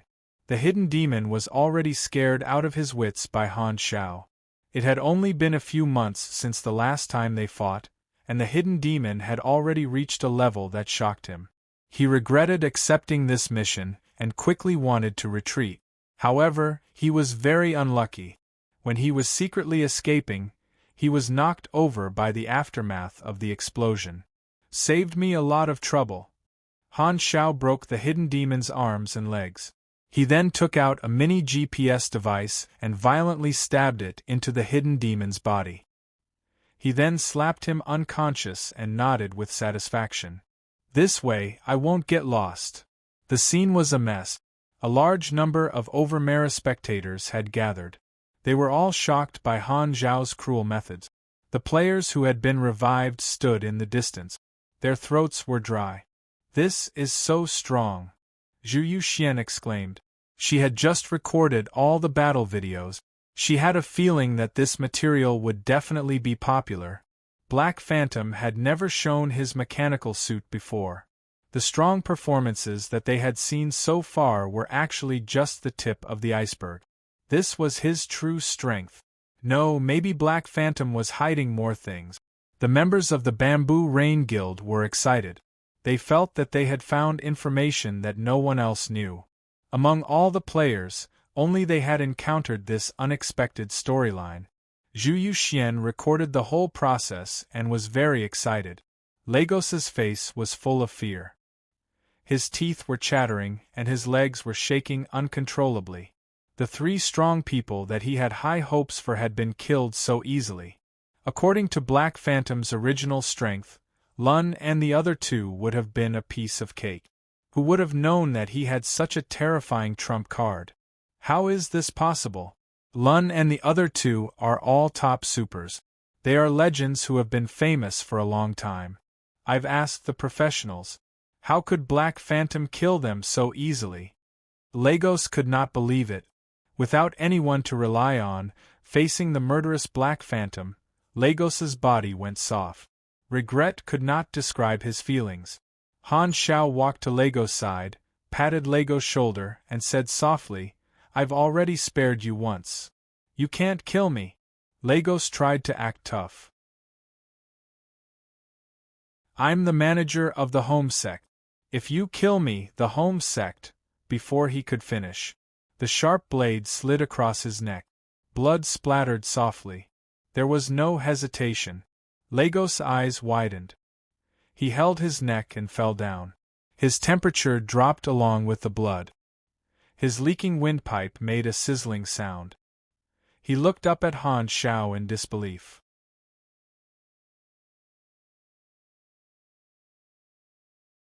Chapter 210.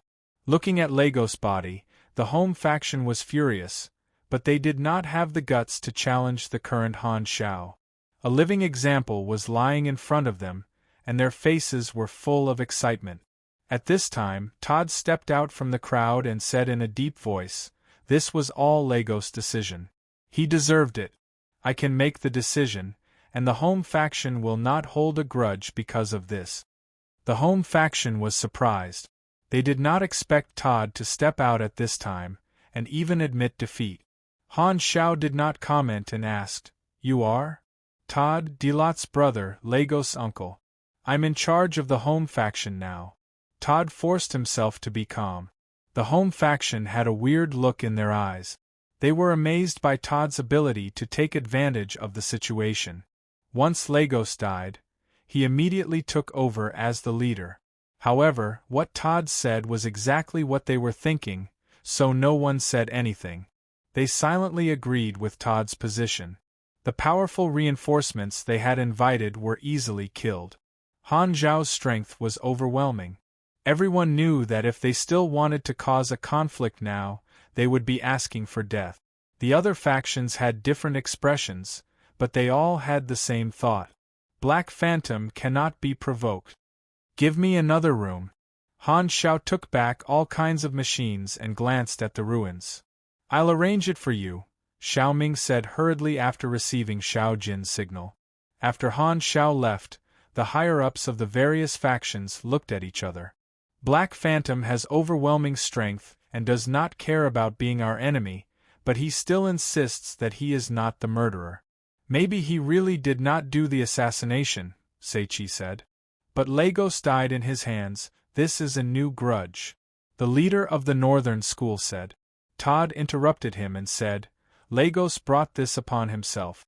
We, the home sect, will not hold a grudge against him for revenge.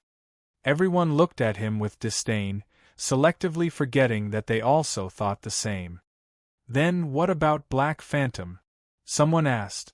Leaving an invincible monster in the headquarters was like having a fishbone stuck in his throat.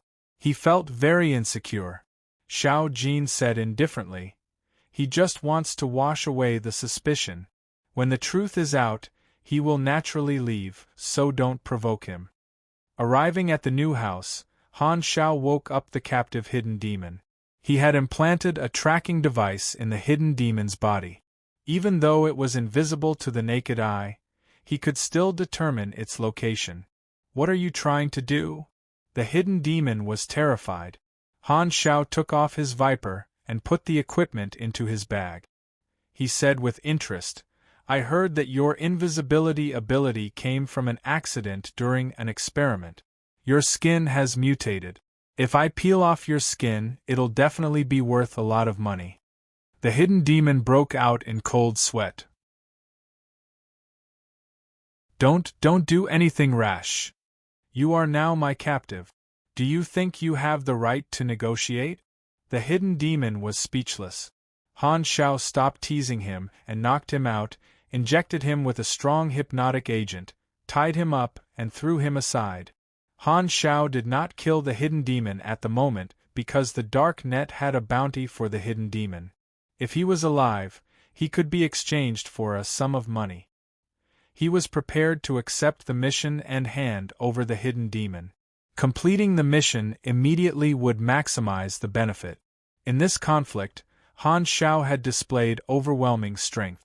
The Overmera did not dare to offend him at all. Under the premise of absolute strength, his decision to stay reduced the suspicion of many factions. Moreover, Han Zhao was currently in an unsolvable situation. Now, it was the Overmera that did not want to have a conflict with him. This time, the Overmera wanted to provoke a conflict between him and the Overmera, but it had almost failed. At the very least, the Overmera did not dare to face him directly. However, this was not enough. The instigator was still not found. Han Zhao felt that there were two possibilities. The first was that the instigator gave up on their plan and continued to hide. The second was that they wanted to find a way to salvage the situation or even attack him. However, the possibility of the latter was not high. He had already proven that he was not someone to be trifled with. After Lagos died, the home faction became very low-key. Todd did not hold any grudges. He was more concerned with the benefits in front of him. Other than organizing people to investigate Delot's assassination, he was also secretly contacting various factions to gain support for the successor selection. With Delo's death, his son, Lagos, was the most likely successor, but he was killed by Han Zhao. Now, the successor's position was completely up in the air. All the factions had ulterior motives and were eyeing the power of the head of the family. It was a sign of a storm. On the surface, everyone was concerned about the truth of Delot's death, but in fact, they were secretly more concerned about the successor selection. Of course, before the assassin was found, the selection would not start. Han Xiao was the main person involved in this incident, but he was also an outsider. He did not care about this. These days, he was cooped up in his room and gathered information through the Dark Net Intelligence Network and the Bamboo Rain Guild. He was searching for information about the Overmera. After 2 days, Xiao Jin came to his door and said that he had found an important clue. After checking the guards and surveillance cameras that night, and comparing the testimonies and videos, I found some clues. That night, an assistant of a senior member of the Northern School went out and disappeared for 27 minutes. This senior member of the Northern School is called Su Dinghua. He is 45 years old and is a local of the northern continent. He has always been very low-key. In fact, I have been paying attention to him for a long time. When I planted a spy in the Northern School, I found out that Su Dinghua was secretly in cahoots with Raylan. His assistant was also changed a few years ago, which happened to be the same year that Su Dinghua and Raylan started to contact. There were many senior members who secretly contacted other factions, but they all had their own plans. However, Su Dinghua was obviously instigated by Raylan. Xiao Jin brought a lot of evidence. Han Xiao looked through it, and the evidence did indeed point to Su Dinghua. Han Xiao thought about it carefully. Overmera was a partner of Theseus. Weakening Overmera was equivalent to weakening Theseus. This would make Overmera a strong enemy and cause internal strife. As a third party, Raylan could benefit from this, so they did have a motive to do this. The Northern School was the most inconspicuous, but if there was a conspiracy, they were undoubtedly the most secretive party. Didn't the other factions find this information? Han Xiao waved the document in his hand. I'm not sure. Xiao Jin shook his head. I got the information about Su Dinghua secretly colluding with Raylan by coincidence. The other factions might not know. Then why are you looking for me? Han Xiao asked. Raylan might have planted many experts around Su Dinghua to protect him. I hope you can help us capture Su Dinghua and his henchmen. This is also a good opportunity to clear the suspicion. I think you will want to do it yourself. Xiao Jin said sincerely. If you want a reward, that's not a problem. Han Xiao stared at Xiao Jin for a long time. Suddenly, he smiled. Pay according to the market price. I'll help you this time. Okay. Xiao Jin nodded. At night, Han Xiao began to move. Since he had revealed Viper, he also wore it this time. However, he did not equip the heavy mechanical arm. Infiltration did not require such a hard weapon. Su Dinghua's mansion was relatively remote. Han Xiao took out his computer to hack into the area's network and froze the cameras. He then avoided the guards and climbed over the wall to enter the mansion. Su Dinghua's mansion was located at the edge of the upper echelon. The defense of the mansion was weak. With Han Xiao's current level and strength, infiltration was not difficult at all. He quietly went to the study. The lights were on. Han Xiao leaned against the wall and scanned his vision with his electromagnetic field. He found that there was no one in the study. Han Xiao quietly walked in. He looked around. The building was made of ordinary bricks and wood. There was no special metal that could block detection. The layout of the room was clear. There's a hidden safe behind the painting beside the desk. Han Xiao's eyes flashed. Just as he was about to open the safe, he suddenly stopped. After carefully looking around, Han Xiao did not care about the safe. Instead, he went to the desk and tried to open the drawers. They were all locked. However, this was not a problem for him. As a mechanic who could build guns and robots, it would be too embarrassing if he could not even open a lock. Moreover, Han Xiao was very experienced in picking locks. The drawers were filled with paper documents. They were all internal information of Overmera. There were also many reports. After flipping through them for a while, most of them were unimportant documents. However, he found a note with a string of numbers that seemed to be the safe's password. There was also a small metal key that seemed to be used to open the safe. It's too obvious. Han Xiao shook his head and closed the drawer. He did not take the key to open the safe. A safe hidden behind a painting. This method was too common. The key and password were deliberately left behind. It was like a deliberate bait. There was a high chance that the safe was a bait or a trap that would trigger the alarm. After all, the password of the safe was usually remembered by the person. Of course, there was also the possibility that he guessed wrong. However, Han Xiao was only there to capture someone. Once he captured someone, he would open the safe. When he came to the living room, Han Xiao heard voices. A few guards were chatting. Tactical scan and life strength database found that the strength of this group of enemies was around LV20. They were not normal guards and could be supers. If they were normal people, it meant that they were very elite and had a very high level of subclass. Looks like it's right. Han Xiao nodded. Su Dinghua's guards were hiding their strength. There was definitely something wrong. He went upstairs and came to the bedroom. Su Dinghua was resting. Han Xiao directly rushed in and knocked out Su Dinghua before he could even scream. He then tied him up with a blanket. There were 8 guards in the mansion, as well as Su Dinghua's assistant. Han Xiao did not plan to let anyone go. Back in the living room, Han Xiao did not hide anymore and directly broke in.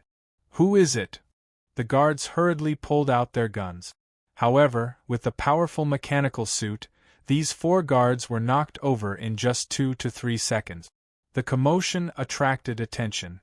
The radar detected that other guards were quickly approaching. Han Xiao directly broke through the wall, and with a loud boom, knocked over the guards one by one. Su Dinghua's assistant hid the best. He was around LV40, but he still could not hold on for more than 10 seconds before Han Xiao broke his arms and legs and knocked him unconscious. The difference in strength was too big, but it was not difficult for Han Xiao. Han Xiao's destructive power was like demolition. The entire mansion was a mess, and the rumbling sound could be heard. Outside the mansion, Xiao Jin was already on standby. Seeing that Han Xiao had succeeded, he immediately rushed in with his men. He saw that Su Dinghua and his guards were thrown in the yard, and no one had escaped. Han Xiao stood at the side and did not plan to leave. Xiao Jin did not avoid Han Xiao and directly interrogated Su Dinghua and the others in the yard, waking them up with water. Su Dinghua saw this and knew that they had been exposed. "How did you find out?" Su Dinghua was shocked and disappointed.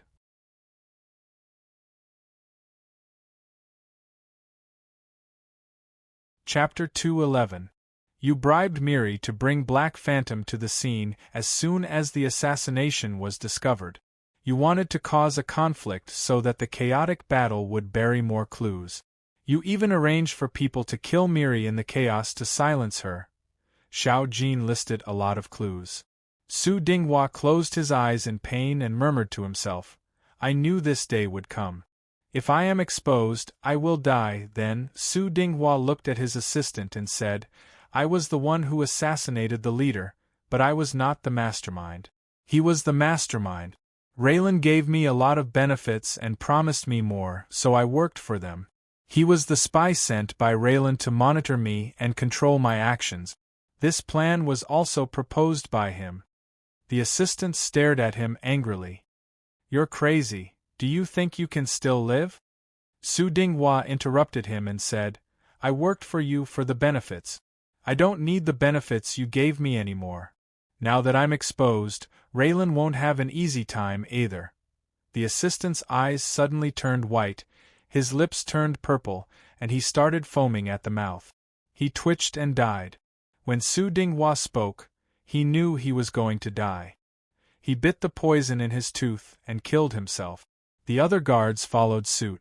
Raylan people were famous for their cold-bloodedness and loyalty. No one was surprised by this. Han Xiao crossed his arms and watched. He had no intention of stopping them. Soon, only Su Dinghua was left alive. Xiao Hai sneered. "It's too late to fix it now." "It's not fixing it. I knew I was going to die. Su Dinghua shook his head. Xiao Jin interrupted. Su Dinghua, you're also an old man in Overmera. The leader treated you well. How could you kill him? Ha ha ha ha. Su Dinghua suddenly laughed out loud. He laughed so hard that tears came out. He jokingly said, Second Master Xiao, this is not something you should say. Your blood is much colder than mine. Xiao Jin was expressionless and unmoved, but Xiao Hai slapped Su Dinghua's face and shouted, Looks like you want to die a slower death. The people from the other factions had already heard the news and rushed over. They watched this scene in bewilderment. Su Dinghua laughed for a while, then suddenly said sadly, I will personally apologize to the First Master.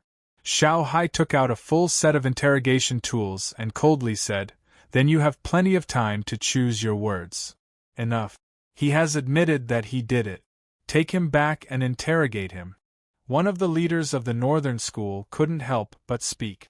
Su Dinghua was one of the higher-ups of the Northern School. It was very embarrassing for the Northern School to be tortured in public. Su Dinghua was a spy. It didn't represent the standpoint of the Northern School, but it still brought shame to the Northern School. Xiao Jin looked at Han Xiao with a questioning look. Everyone's gaze followed. Black Phantom was the target of the framing, so his opinion was very important. Since the real culprit has been caught, the rest has nothing to do with me, Han Xiao said and turned to leave.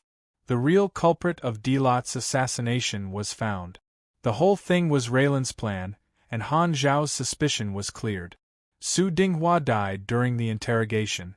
Before he died, he revealed a lot of information. He was a very important chess piece of Raylan, and the assassination was to provoke a conflict between Overmera and the Dark Net. However, the plan went wrong. Han Zhao's strength was beyond imagination. They originally thought that they could catch or kill Black Phantom, which would make it difficult for Overmera and the Dark Net to reconcile. However, they didn't expect Han Xiao to turn the tables and take the initiative.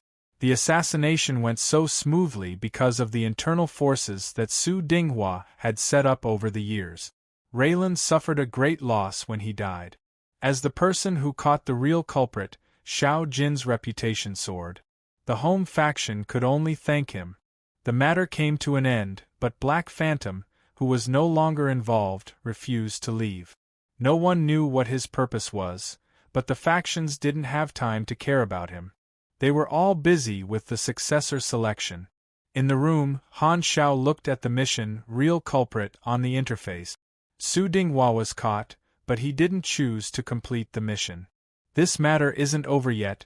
A cold light flashed in Han Zhao's eyes, and a thought became clearer in his mind. On the third day after Su Dinghua was caught, Xiao Jin brought Xiao Hai to visit.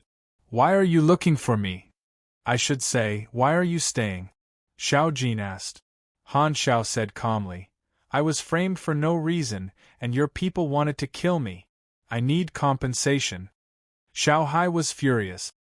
The whole thing was planned by Raylan. You killed our people, and you still have the face to ask for compensation? Raylan is too far away, so I came to ask for money first. This is robbery. Xiao Hai was furious. That's right. Han Xiao nodded calmly with a teasing look in his eyes. What can you do? Xiao Jin pulled the furious Xiao Hai and wrote a number on a piece of paper. I'll compensate you personally. Is this enough? Han Xiao glanced at it. Barely. Xiao Hai's face was sullen. He didn't understand why Xiao Jin was willing to pay. He didn't think it was necessary. You came to find me for something else, right? Han Xiao crossed his legs. Yes, I do. I have a request. Delot is dead, so the position of the head of the family is empty. Overmera is a big family, so it can't be without a leader. In 2 days, there will be an internal successor election. The election will be held by the higher-ups. Todd from the Home faction, Sei Chi from the Red Island faction, and Angleton from the Northern School are all strong competitors. When I was investigating the cause of Delot's death, They were secretly gathering the higher-ups to prepare for the election. They are at a disadvantage to me, so I hope you can help me. Xiao Jin said seriously. Why should I help you? Please help me this time, seeing that I've cleared your name. Han Xiao said faintly. You need to pay me if you ask me to help. Ungrateful. If it wasn't for father, you would still be the biggest suspect. Don't push your luck. Xiao Hai couldn't help but say angrily. Han Xiao glanced at him and said calmly, You should be thanking me for not killing you. Otherwise, you would already be corpses. Xiao Hai's face was twisted with anger. He was trembling from Han Xiao's attitude. He could only look at Xiao Jin and hope that his father would do justice. However, he was destined to be disappointed. Xiao Jin was very calm from the beginning to the end. How much do you want as a reward? Han Xiao touched his chin and pointed at the piece of paper. Triple this amount. Crazy. Xiao Hai was stunned. This request was simply too much. However, Xiao Jin didn't hesitate and compromised. No problem. Father. Xiao Hai was stunned. He didn't understand why Xiao Jin was so obedient to Han Xiao. He said hurriedly, It's useless to ask him for help. Outsiders can't interfere with internal elections. No matter how strong he has no right to speak in internal meetings. Xiao Jin said faintly, I have a way. Mr. Black Phantom, are you willing to join the Xiao faction? Join the Xiao faction? What did that mean? Han Xiao raised his eyebrows and said with interest, What do you mean? Join my family and become my relative. You'll be on the same level as me. My child will be your adopted child. The atmosphere suddenly became weird. Xiao Hai almost fell. He was confused. Xiao Jin didn't discuss this with him before. How did he get a godfather out of nowhere? F***ck, you can do that? Han Zhao's eyes twitched. Xiao Jin's shamelessness was out of his expectations. He couldn't help but ask, Will such a childish method work? Xiao Jin said faintly, Politics has always been childish. As long as you join the Xiao faction, you will be able to participate in internal meetings. Your strength is your right to speak. As long as you appear, it will be a threat. At that time, your identity will be a member of the Xiao faction, so it won't be considered a threat. The other factions will give up automatically. Showing off power to his own people and showing off power to an outsider was different. One was a threat from an outsider, which would only cause disgust. However, if he became one of his own people, it would mean that Xiao Jin's power would increase greatly. Furthermore, in the overall situation, he would be able to gather a powerful fighting force for Alamera, which was a huge contribution. Plus, with the power that Xiao Jin had accumulated over the years and the fame that he had gained from solving Daryl's assassination, the other factions would wisely give up. Until now, Han Xiao had a basic guess about the whole thing. He smiled and said, Joining the Xiao faction has no benefits for me. Why should I agree? You join the Xiao faction, and when I become the leader, the power of Overmera will help you, Xiao Jin said. It seems that for the position of leader, you are willing to pay any price. Han Xiao smiled and said in a mocking tone, Okay, I will join the Xiao faction and reluctantly become the godfather of your child. Xiao Hai almost went crazy with anger. To recognize someone as his father, he had to give them benefits first. Only then would he be qualified to be someone else's godson. He had never been so sullen before. What was even more infuriating was that Xiao Jin actually agreed. He almost suspected that his father had been brainwashed. Han Xiao looked at Xiao Hai and said with a smile that was not a smile, Come, let me hear you call me godfather. Xiao Hai's face turned green. He was a conceited person. Doing this would be worse than killing him. But when he saw Xiao Jin's stern eyes, he held back the anger in his heart and said through gritted teeth, Godfather. Han Xiao picked his ears and pretended to say, I didn't hear you clearly. Godfather. Xiao Hai's cheeks puffed up. He used so much force that blood seeped out of his gums. His mouth was filled with a metallic taste. Hey, good boy. Han Xiaoxin did not know whether to laugh or cry. His original body was Xiao Hai's younger brother. When Xiao Hai knew the truth, he did not know what he would think. Xiao Jin's shamelessness also made him gasp in amazement. Xiao Jin reached out his hand. Then, to a happy cooperation, they shook hands. The father and son of the Xiao family stood up and left. They were silent all the way. Back at the Xiao faction mansion, Xiao Hai could not help but ask, "Father, why did you do this?" Xiao Jin was expressionless. "Black Phantom is greedier than I thought. I thought that by helping him clear his suspicion, he would be grateful, but I did not expect to have to pay such a high price to ask him to help. But it was worth it. At least we are the only ones who can negotiate with Black Phantom. The other factions will not be able to ask Black Phantom to help them.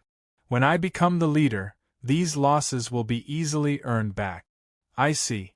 As long as you become the leader, you will not have to care about Black Phantom." Xiao Hai understood. Xiao Jin suddenly turned to look at his son and said sternly, "You are wrong. After becoming the leader, you will have to fulfill the terms with Black Phantom and provide him with help. Burning the bridge after crossing the river is asking for death. This world follows the law of the jungle.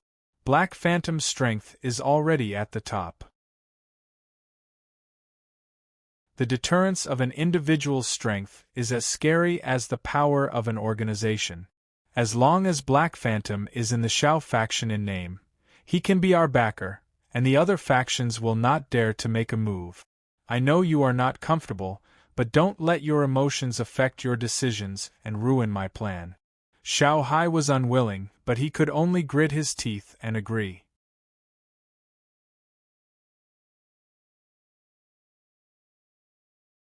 Chapter 212. In the past 2 days, Xiao Jin had shown Han Xiao information about the activities of the other factions. He had also transferred the promised compensation and remuneration to his darknet account, a total of 8 million aquamarine dollars. Han Zhao's current assets were very large, more than 40 million, which had increased by more than 10 times. He had plenty of money and could spend lavishly on machinery. He could start implementing some ideas, such as the robot army style, that he had not dared to build because he thought it was too expensive. 2 days passed in the blink of an eye. The internal meeting was held as scheduled in the Overmara meeting hall. The upper echelons of the various factions gathered in the hall, and security was tight. Han Xiao wore a hood and pretended to be an ordinary upper echelon of the Xiao faction when he entered the meeting hall. He did not attract any attention and found a seat. There was a large round table in the middle of the meeting hall. The leader sat by the round table, while the other upper echelons sat in a circle around it. Those who belonged to different factions sat behind the leader. The factions were clearly divided into small areas from different angles. It was snowing outside, but there was heating in the meeting hall. Everyone took off their coats and whispered to each other. It was very noisy. Dong dong. Todd rang the bell on the table, and the meeting hall quickly quieted down. "Then, let the meeting begin." Todd's face was serious. "There are 4 candidates for the successor of the first master. Me, second master Xiao, third master Seiqi, and Mr. Angleton. When you are ready, you can vote."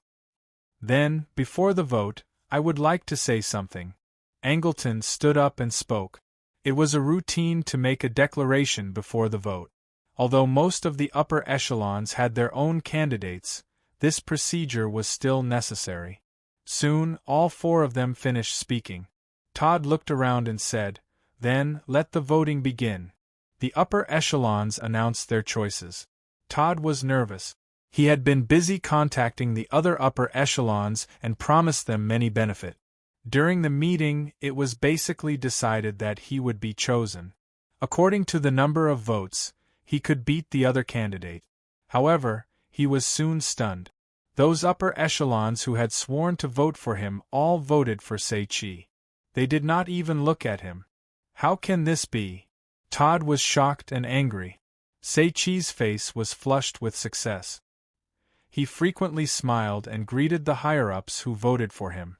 Seeing that he had an absolute advantage in votes, he immediately felt relieved. When Delot was assassinated, Sei-Chi realized that the successor election was an opportunity. He secretly contacted Theseus, and Theseus agreed to help him get the position. For this, Sei-Chi promised to give Theseus many benefits after he became the head of the family. Although Overmera was Theseus' partner, Theseus was very aggressive. He secretly wanted to take control of Overmera's forces, so he hooked up with Sei-Chi, who was unwilling to submit to others. This time, Theseus used his connections and secretly roped in a large number of high-ranking officials to create an advantage for Sei-Chi. As for Angleton from Northern School, he was basically just a bystander. Even the people from Northern School did not vote for him. He sat awkwardly in his seat, not knowing whether to sit or stand. Angleton was jointly elected by the Northern School to support the situation. He was not willing to give up the position of the head of the family, but he knew that he did not have a chance. He was very conflicted. Sei-Chi's votes were in the lead, and as expected, his votes exceeded the majority. The dust settled. Haha, thank you all for your support. I will not disappoint you all. Sei-Chi stood up. His face was glowing, and he could not hide his pride. At this time, Xiao Jin spoke. Wait. Everyone immediately looked over with different expressions. Xiao Jin was also a strong candidate, but he did not intervene until now. Everyone was curious about what his backup plan was. Second Master Xiao, do you have any objections? Sei-Chi's heart sank. He emphasized the words Second Master. Suddenly, an unforgettable voice came from the group of Xiao faction members. I have objections. Everyone's eyes widened, and their faces became fearful.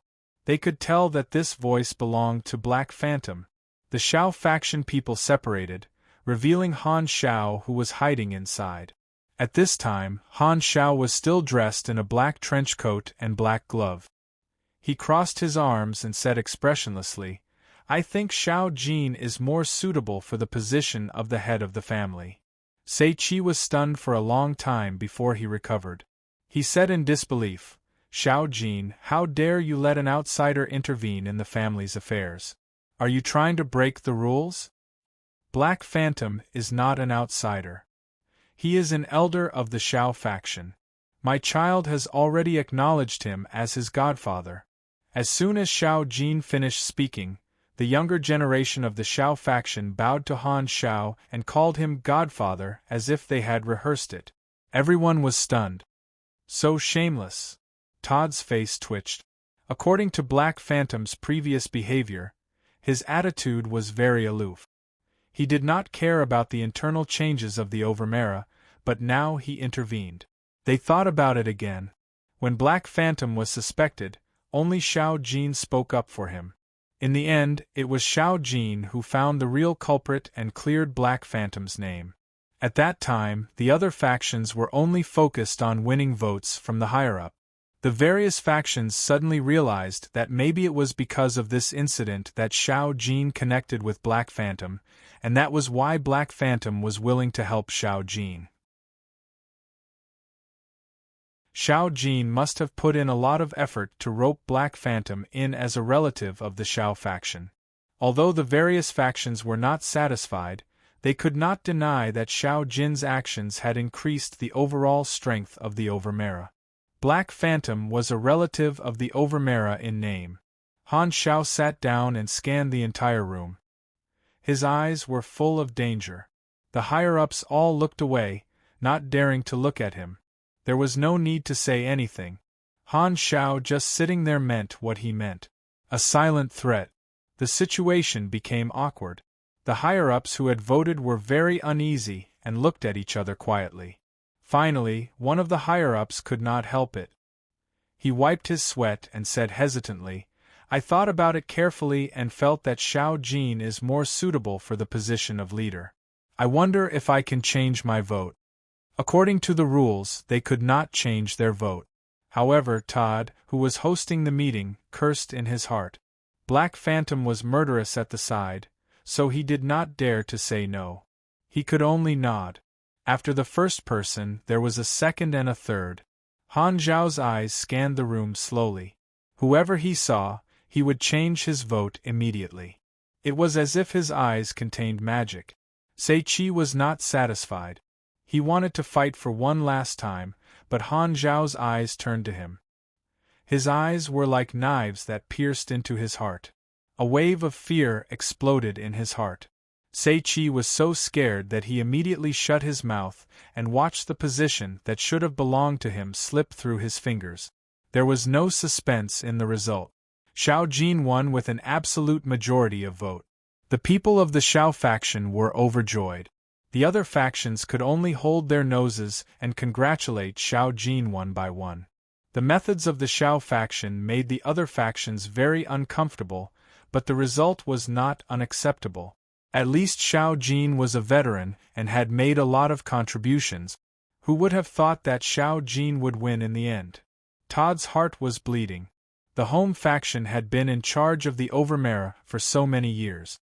Now, they had lost the power that they had always had and had their nest taken over.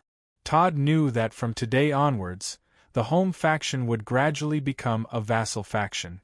Seeing that the dust had settled, Han Xiao put on his coat and turned to leave. The crowd automatically made way. The higher-ups who were congratulating Xiao Jin also stopped and looked at Han Zhao's back. Although Xiao Jin was the final winner, in the eyes of the crowd, the main character of this meeting was the Black Phantom. He only showed his face once, and Xiao Jin's position was confirmed. This was the deterrence of overwhelming power.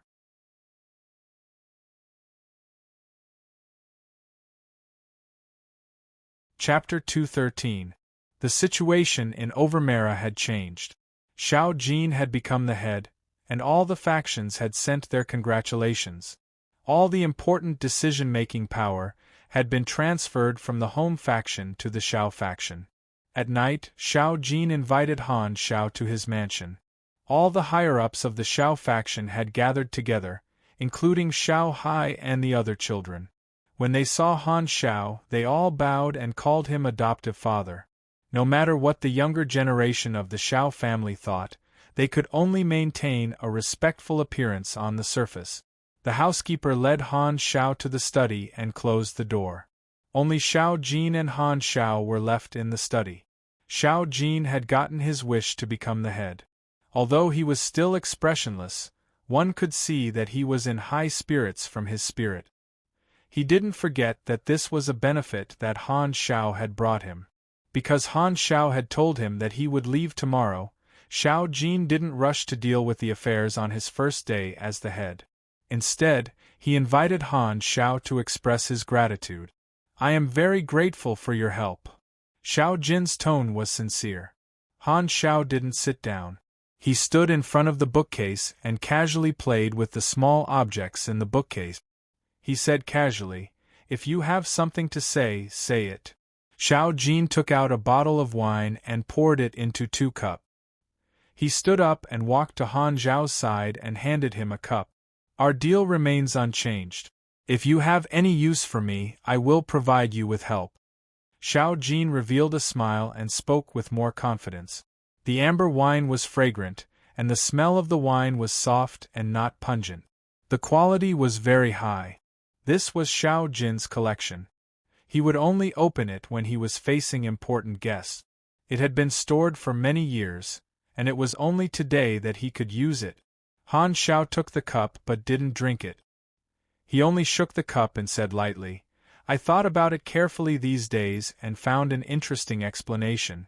In fact, you knew that Su Dinghua would assassinate Dilat, but you didn't tell anyone. Instead, you allowed it to happen. When Dilat was dead, you had a chance to become the head. Then, when everyone was suspecting me, you were the only one who stood up for me. Because you knew who the murderer was, you took the opportunity to gain my favor. Then, when the other factions offended me, you found the right time to throw out the clue of Su Dinghua. You became the person who uncovered the real murderer, and your reputation increased greatly.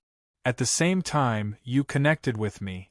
Then, logically, you used this as a reason to ask me to help you win the successor election. You used my deterrence to suppress all the factions. You weren't the real murderer. You were just the aureole who added fuel to the fire.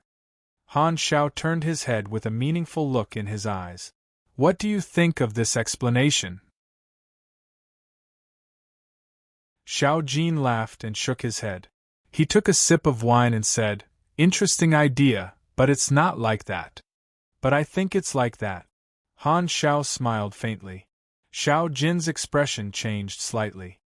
"This is just your conjecture." Han Xiao walked towards Xiao Jin. He leaned his upper body forward and emitted an oppressive aura, forcing Xiao Jin to retreat and hit the edge of the table. The two of them were very close to each other. Xiao Jin couldn't avoid Han Xiao's gaze. He could only brace himself and look at him. From Han Xiao's eyes, he saw a dense killing intent. Cold sweat immediately dripped down his back. "I don't need evidence. If I think you are the murderer, then you are the murderer." Han Xiao sneered. Xiao Jin's face was tense so that he didn't lose his composure. His heart gradually sank to the bottom. "Remember, you borrowed from me. I can take it back at any time." Han Xiao's finger heavily tapped Xiao Jin's chest twice. This action was full of provocation. Xiao Jin had used Black Phantom's deterrence to get to the top. Han Xiao could use the same method to deal with him at any time. Xiao Jin didn't doubt that the other factions would spend a lot of money to rope in Black Phantom. Furthermore, Black Phantom's strength could replicate the assassination. If they fell out, it was impossible for him to guard against a legendary killer day and night. Xiao Jin understood what Han Xiao meant. Threat, intimidation, extortion. Black Phantom was more ferocious than he remembered. Cooperating with Black Phantom this time was like asking a tiger for its skin. The atmosphere became more and more tense. When Xiao Jin was almost out of breath, Han Xiao took a few steps back and relaxed the atmosphere. He played with the wine glass and said lightly, "What are you going to do with Raylan?" Xiao Jin sighed. He knew that it was time for him to express his opinion.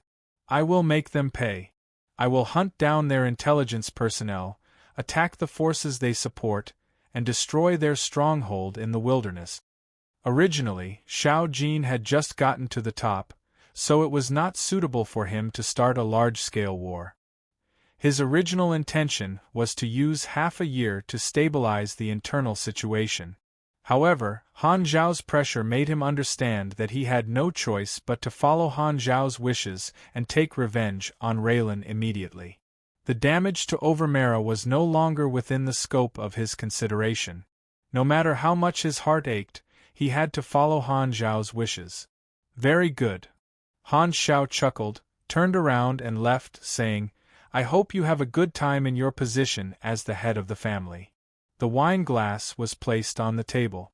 Han Xiao did not drink from the beginning to the end. Xiao Jin listened to the sound of the family members shouting "Godfather" outside the door until it disappeared. Only then did he sit down dejectedly. Han Zhao's threat had diluted the joy of becoming the head. "He caught my weakness." Xiao Jin smiled bitterly and called Xiao Hai in. "Father, Black Phantom is gone." Xiao Hai could not hide the joy on his face. He was happy that the head finally belonged to the Xiao faction. "Pass down my order. Let the foreign branches attack Raylan's forces in the wilderness." Xiao Jin returned to his expressionless face. Xiao Hai's smile froze. He said in disbelief, "Father, you just became the head, and the situation is not stable yet. If we start a war now, the family will lose a lot of power, and our position will become even more unstable. The most important thing now is to stabilize the internal situation. Even if Raylan set us up this time, we don't have to take revenge immediately. There will be plenty of time in the future. What you are doing is a life and death struggle. Stop talking. Do as I say," Xiao Jin said calmly. Xiao Hai froze. "You have activated the Overmera faction. Current relationship. Respected, 3000/6000. Xiao faction's partner looks like Xiao Jin has compromised. Han Xiao was very satisfied. Threatening Xiao Jin was not something he did on a whim. The guess just now was another deduction that Han Xiao made based on the clues. First of all, Xiao Jin's actions were very purposeful. They were closely linked, and all of them gave him benefits, which made him suspicious. Second, the true murderer was a puzzle-solving mission, but Su Dinghua was directly found out by Xiao Jin. The mission was completed too easily, which made him feel that Xiao Jin already knew who the real murderer was. If Xiao Jin knew that Su Dinghua was going to assassinate him from the start and did not stop it, then Xiao Jin's role in the whole thing was not the real murderer or the mastermind, but a mantis stalking the cicada, unaware of the aureole behind, taking the opportunity to seize the position of the head of the family. In fact, when Xiao Jin came to ask him for help, Han Xiao already had such a guess. However, he agreed to help, and at that time, he had this plan.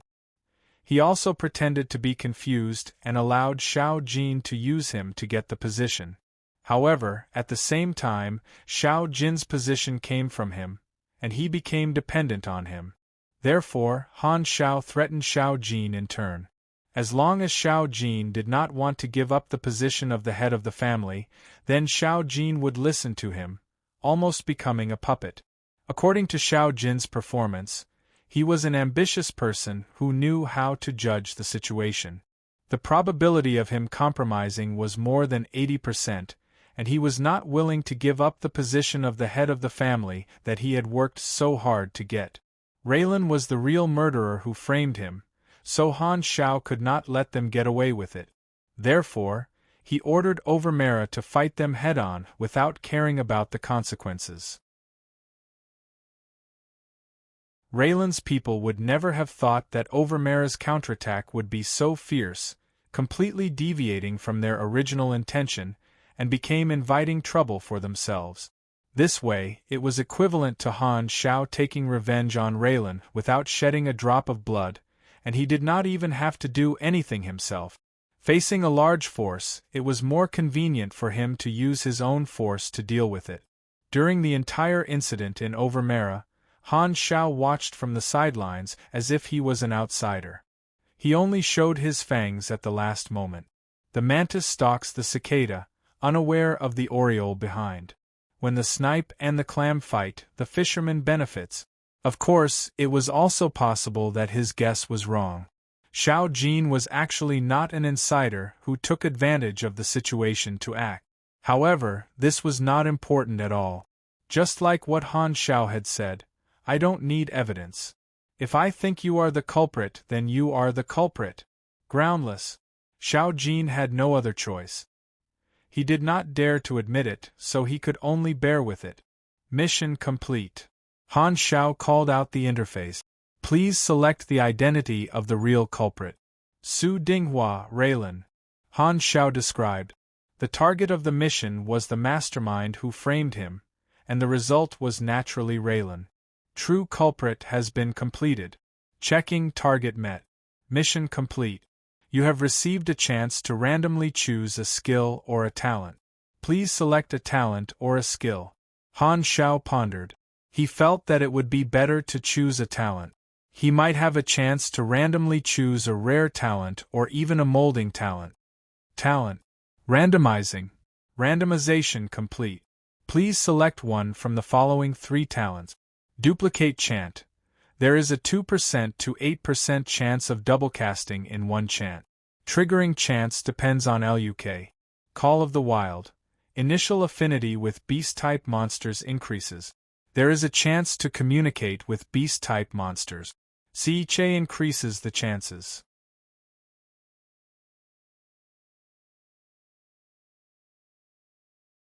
Chapter 214.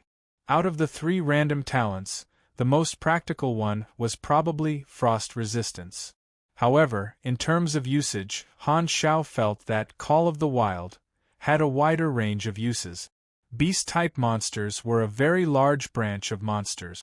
In the entire galaxy, other than planets that were highly modified or barren, There were more or less beasts on other planets. Beasts were a very important part of the food chain. All kinds of beasts lived on land and in the ocean. Some strong races even lived directly in the universe. The scary radiation, particle streams, psionic dust, and psychic currents could not hurt them. These kinds of races were bosses that would only appear many versions later. As for duplicate chant, it was a mage talent. Casting and chanting were magic skills, so it was useless for a mechanic like him. The double casting effect would not be applied to skills other than magic. If it was not randomly given, Han Xiao would not have come into contact with talents of other elements. After thinking about it, Han Xiao finally chose Call of the Wild. Although his charisma was a little low, this talent was quite useful. Blue Star in version 2.0 was the world of monsters. Han Xiao had a feeling that Call of the Wild would come in handy. His plan was to leave Blue Star before version 1.0 ended. However, he had a guess. The main storyline of version 2.0 was called Mutation Disaster. This was a mutated virus from the universe that caused the mutation of many creatures on many planets. Blue Star was one of them. The antidote was developed by an advanced civilization. Han Xiao thought that he might be able to return with the antidote in the future and end the storyline of Blue Star early. After the large-scale dissemination of information about the germinal organization before the open beta, Han Xiao knew that he could gain a lot of benefits by greatly influencing the main storyline. This was just a blueprint for the future. Han Xiao still focused on the matter in front of him. The incident in Overmera had ended, and the final result was quite satisfactory. Not only did he not lose out, but he also gained a lot of benefits. Although he stayed in Overmera for a few more days and delayed his journey, who would complain about having more side quests? The more side quests there were, the more benefits there were. After all, the players were there, diligent and conscientious. They did not cry, make a fuss, or commit suicide. The next morning, Han Xiao left Overmera, and all the higher-ups came to see him off. The coldness of the north seemed to have seeped into the hearts of the Overmera's higher-ups, and they all wrapped up their animal fur coats tightly. Black Phantom had become one of them in name, and this outsider had become the strongest combat power in the family. The upper echelons were willing to curry favor with him, and they even gave Han Xiao an off-road vehicle as a means of transportation. The people of the Xiao faction were all present. They were courteous and respectful, and they purposely appeared close to Xiao Jin. The people of the Xiao faction were full of disdain and envy. If they could get Black Phantom's support, they would be willing to do the same. They all lamented that Xiao Jin had stolen the opportunity. Xiao Jin, on the other hand, was feeling very complicated at this time. He exchanged a glance with Han Xiao and nodded slightly. Only the two of them knew the deal behind the scenes. Although the result was as he wished, Xiao Jin felt somewhat bitter in his heart. Han Xiao waved his hand, not bothering to exchange pleasantries with them. He drove the off-road vehicle through the wind and snow, leaving a trail of dust behind him. He's finally gone. The upper echelons of Overmera finally relaxed their tense bodies. They felt like a huge rock had finally been removed from their chest, and even their breathing was much smoother. Not far away, the players of the Bamboo Rain Guild cheered. Their mission had finally been completed. Black Phantom has uncovered the real culprit and caused a huge change to the situation of Overmera. As his helper, you witnessed everything that happened. Additional reward, 15,000 EXP. The EXP from this mission was very generous for the current players, and the Bamboo Rain Guild was very satisfied. Oh right, Xian, didn't you record Black Phantom's material? The guild leader, Bamboo Rain Fragrance, asked. I already sold it. I sent it to Galaxy Times, and they gave me a reward, Bamboo Rain Xian said proudly. Mecha, the Romance of Men. The background of Galaxy had always made many players speculate about the various combat systems. Mechas were a very popular topic, and there were many books about mechas that had countless fans. A large number of players dreamed of the day when they could fight in a mecha. Among the 5 main classes, only the mechanic class fit the speculations. However, since the open beta, there had never been an NPC who fought in a mecha. Han Xiao was the first person to show off a mecha, and he had unintentionally created a new first. The impact on the players would only appear after the new issue of Galaxy Times was broadcasted, and before that, the local forces reacted first. When killing Lun and Vanessa, Han Xiao had used a mecha, and it had been recorded by the people of Overmera. It had been leaked onto the dark web, and it had caused a huge commotion among the various forces. Everyone could see that the modified Viper was very powerful, and it was a very mature mecha. Black Phantom was a mechanic, and it was no doubt that he had created it himself. Its level was much higher than the experimental products of some large countries in the military laboratories. Han Xiao had made a name for himself as an assassin, but now, he had used his mechanic identity to shock the various forces again. These forces quickly refreshed his profile. At the same time, there were many forces that were eyeing his mecha. The Germinal organization was one of them. This is a mature single combat suit.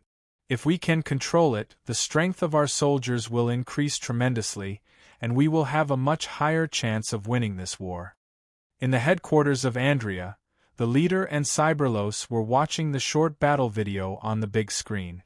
Cyberlos' eyes were shining with passion. The leader thought of something else.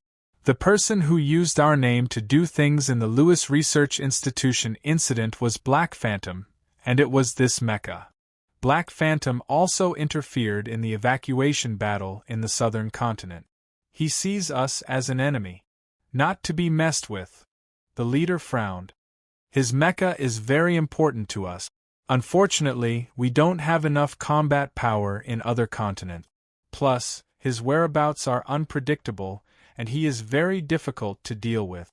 Unless the top executive of the organization makes a move, no one is his match. The leader did not want to give up Black Phantom's mecha so easily, but his rationality told him that when the war started, he would not have a chance to deal with Black Phantom, unless Black Phantom came to the battlefield. The chances were slim. The leader shook his head. 2 days later, Han Xiao found a darknet stronghold in the northern continent and accepted the bounty mission for Hidden Demon. After the notification on the interface, he handed over the Hidden Demon. What was interesting was that the person in charge of the stronghold was very confused. "Your Excellency Black Phantom, where is the hidden demon you were talking about?" Han Xiao pointed at an empty space under his feet. "Right here." The person in charge wiped his cold sweat. "I can't see." Han Xiao used more than 10 torture methods to prove the existence of the hidden demon.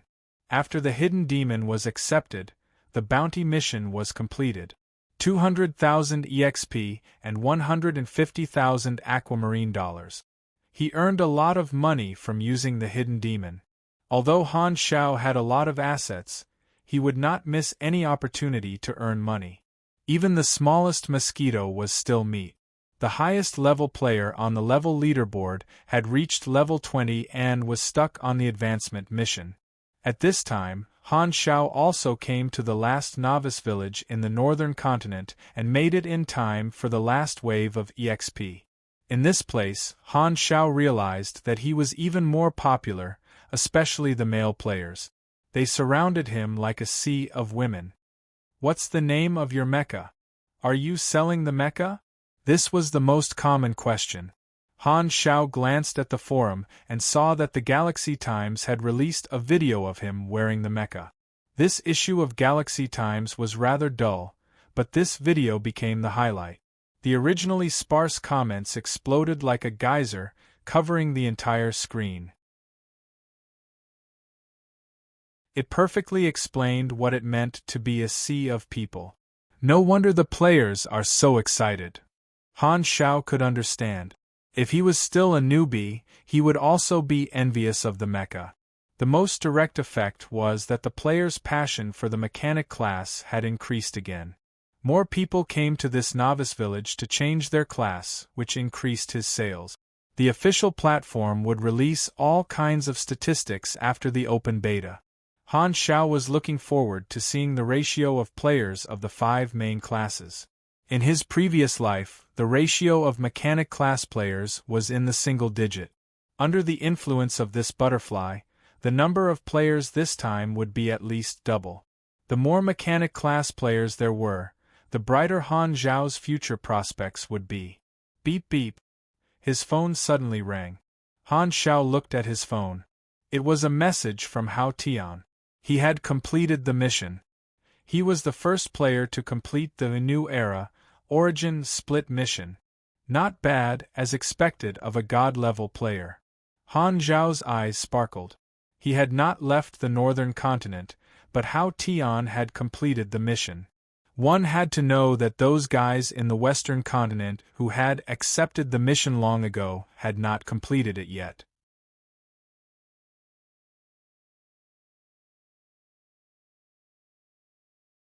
Chapter 215. In the era of virtual online games, interactive experiences were very important. Players all thought that Galaxy had done a very good job in this aspect.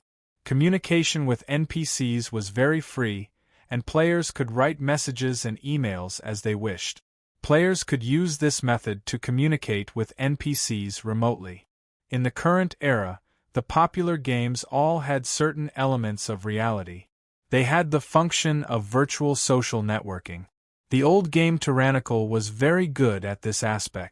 Even if it was in standalone mode, it could still write text messages at will. Speaking of which, there was an interesting story. Ever since the advent of gaming cabin technology, Stone followed the trend of the times and ported Rampaging Tyrant to the gaming cabin. At that time, due to the authenticity of the virtual gaming technology and the rough gameplay of Rampaging Tyrant, it even caused a moral debate. The legendary NPC Protection Association was really established. It was a pain in the ass and it was very strange. The end of the life of the living completed. Of the 5 requirements of the hidden main mission, one of them turned green, indicating that it had been completed. You have received Usuli 485 file. From the file, you have learned about the past. This mission even has a voiceover. What a joke. Han Xiao was surprised. The files recorded a long-ago action plan. Many details are missing. Before the Old Era War, a country that had already perished sent a field team to a small town in the Andria continent to carry out a secret mission. The process is unknown, but the result was that all the residents of the town were killed. That's it. Han Xiao scratched his head. This description was a quest clue, but it was too confusing. After thinking about it, he forwarded the content to Hannes. That old man had more clues, so he might be able to find something else. All Han Xiao wanted was to complete the mission. Hao Tian stood beside the mission character named Old Devon and stared at his phone, waiting for Black Phantom's reply. This mission was very tedious. Old Devon had kept the file, and the first thing to do was to gain Old Devon's trust and complete many errands. The difficult part was that Old Devon was a patient with a mental disorder. He had persecutory delusions, amnesia, split personality, irritable temper, nonsense, and more than a dozen other mental disorders. He was very prone to over-anxiety. When he saw a trash can on the street, he would think that it was a bomb. When he saw a passerby, he would think that the passers-by were his enemies. Old Devon had once participated in this plan. According to him, after completing the mission, he was hunted down by the country to silence him. He had been hiding from place to place, living in a state of constant anxiety all year round. He had become paranoid and suffered from various mental illnesses. Do you know why wars broke out in the old era? While chatting, Old Devon would often look around carefully. After confirming that no one was around, he said nervously, "It's because of me that they are all hunting me down. Every country wants to find me, so they started fighting. There are enemies everywhere. Even now, they haven't given up. Do you see those surveillance cameras in the city? They were all set up to find me. Of course, Hao Tian did not understand a single word that was said. At the same time, he did not care about the storyline. He just focused on completing the mission. With his high efficiency and strong kidney power, he finally completed the mission. Han Zhao's confirmation came from his phone. Hao Tian received the notification that the mission was completed, and he was relieved. You are the first person to complete the mission. I think you have a lot of potential. Are you interested in helping me? Sure, Hao Tian replied simply. You go to the Raylan border and wait there. Coordinates are 1565. 842. I will bring you along when I leave the northern continent. Okay. Thinking about the various benefits of Black Phantom's hidden storyline that were circulating on the forums, even Hao Tian, who had a calmer personality, felt a little excited. After visiting all the novice villages in the northern continent, Han Zhao's trip to the novice villages finally came to an end. Before leaving the northern continent, Han Zhao went to an ice field where high-level snow bears were active. He spent a few hours and used the ghost sniper rifle to farm the talent Lethal Shot. Lethal Shot. The first shot attack to the target has a 2 to 5% chance of causing true damage. Will not be effective for the same target for 5 minutes. By changing the target, he could continuously try to trigger the effect of the talent. The effect was more practical. Although it was not as good as Bennett's legendary battle technique, molding ability, it was still a rare attack-type talent. After counting, he had a total of 12 talent. This number was very outstanding in version 1.0.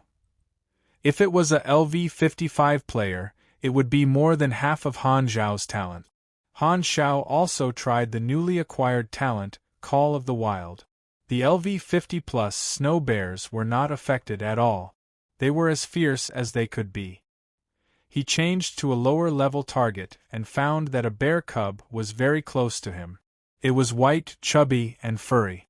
Its height was only up to his waist, and it hugged his leg and shook it like a spoiled child.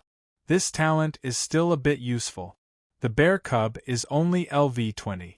Call of the Wild should have some hidden elements. Other than being affected by charm, the level difference between me and the beast is also the reason. It should also have something to do with the beast's habit. Han Zhao muttered to himself. Suddenly, he saw this furry ball hugging his leg and trying to climb up, treating him like a tree. Han Technician squinted and kicked the bear cub away. The white and chubby bear cub rolled a few times before hugging him again. It was very clingy and could not be chased away.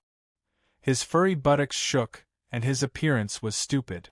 His pair of small black eyes were simple and honest. Tisk, so cute. Han Zhao was touched by the cuteness. He lifted the bear's butt and looked at it. Oh, it's a female. The man and the bear stared at each other for a long time. Han Zhao stretched out his arm, and the bear cub moved its butt with difficulty and climbed onto Han Zhao's shoulder to play on the swing. You must have koala blood. I didn't expect you to be a mixed blood. Han Zhao was amazed. He twisted his neck, and the bear cub also swayed. It felt like he had an extra backpack. Let's take it back and raise it as a pet, Han Zhao said to himself. Raising pets was the fun of life. With one more pet, Han Zhao suddenly felt a lot more relaxed. No wonder people in big cities liked to raise animals. It was simply a stress reliever. When they were unhappy, they could bully their pets and regain their sense of superiority as an intelligent species. This was a claw ice bear cub. It was only a few months old. Han Zhao was too lazy to name it. He just called it Bear Cub. With Bear Cub, he took a plane to the border of Raylan to pick up Hao Tian and immediately set off back to southern continent. On the plane, Hao Tian was very quiet. He did not ask where they were going, nor did he take the initiative to interact with them.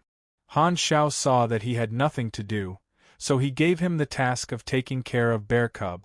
How Tion's expression became very interesting on the spot.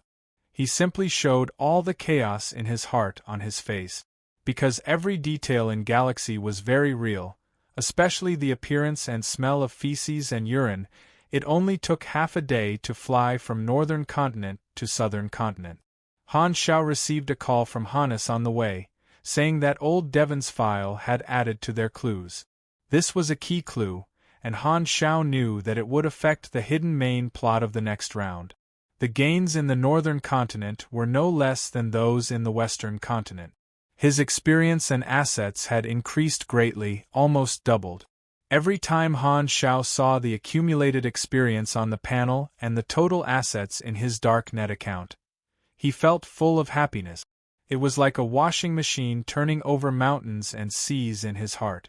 The plane landed in southern continent. Antonio had been waiting for a long time. As soon as he got off the plane, Han Shao saw his rough face. "My friend, welcome back alive." Antonio laughed and gave Han Shao a bear hug. The strong smell on his body almost made Han Shao bleed. "I'll die if you hug me for a while more." Han Shao frowned and rubbed his nose. The smell did not go away for a long time and went straight into his skull. "You've only been out for less than a month, and look at what you've done." Antonio was amazed. He still remembered that Han Shao said that he would not be reckless. It seemed that compared to him, Han Zhao's standard of not being reckless was the difference between a mountain and a basin. During this time, Black Phantom's deeds were spread out like a deep water bomb. Many forces had no choice but to retract part of their attention from the war and focus on Black Phantom. If there were no accidents, Black Phantom had become one of the top threats in most forces' files. Black Phantom had officially reached the top of the Dark Net's assassin list, pushing all the other assassins down. After chatting for a while, Antonio saw Bear Cub. His eyes lit up and he ran over to rub it. From the appearance, Han Shao was not surprised that Antonio liked furry things. These two balls of fur were probably close relative. Walking aside, Han Shao dialed Bennett's number. "I'm back." Bennett let out a sigh of relief. With a bit of bitterness, he said, "I've been waiting for you for a long time." Han Shao went straight to the point. "The sanctuary plan, you mentioned last time, what do you need me to help with?" Bennett was very touched. Han Zhao's first thought when he came back was to ask for help. What was this called? This was really a kind-hearted and timely help. Nowadays, the moral of the world was deteriorating day by day. People who cared so much about relationships were almost extinct. This was a friend worth making. Bennett decided to let Black Phantom be one of the main executors of the plan and reveal the details, so he said, "Let's talk when we meet. I have a very important mission for you." Hearing that, Han Shao knew that there was hope. He was secretly excited. He was very familiar with the main storyline of the Sanctuary plan, and knew how great the benefits of being a core participant were. Recently, the undercurrents of the Six Nations were surging. The preparation for the expedition war was about to be completed, and it was estimated that the expedition would be officially launched within this month. The enemy, the Germinal organization, was finally going to face the catastrophe that Han Shao had single-handedly created. The flames of war were about to spread to Blue Star. Everywhere in the world, wanderers, warlords, financial groups, secret organizations, and so on were very nervous. Starting the main storyline of the Sanctuary plan, at this juncture completely messed up the order of the storyline, but the benefits were obvious. Under the threat of war, Bennett would invest resources to carry out the plan regardless of the cost.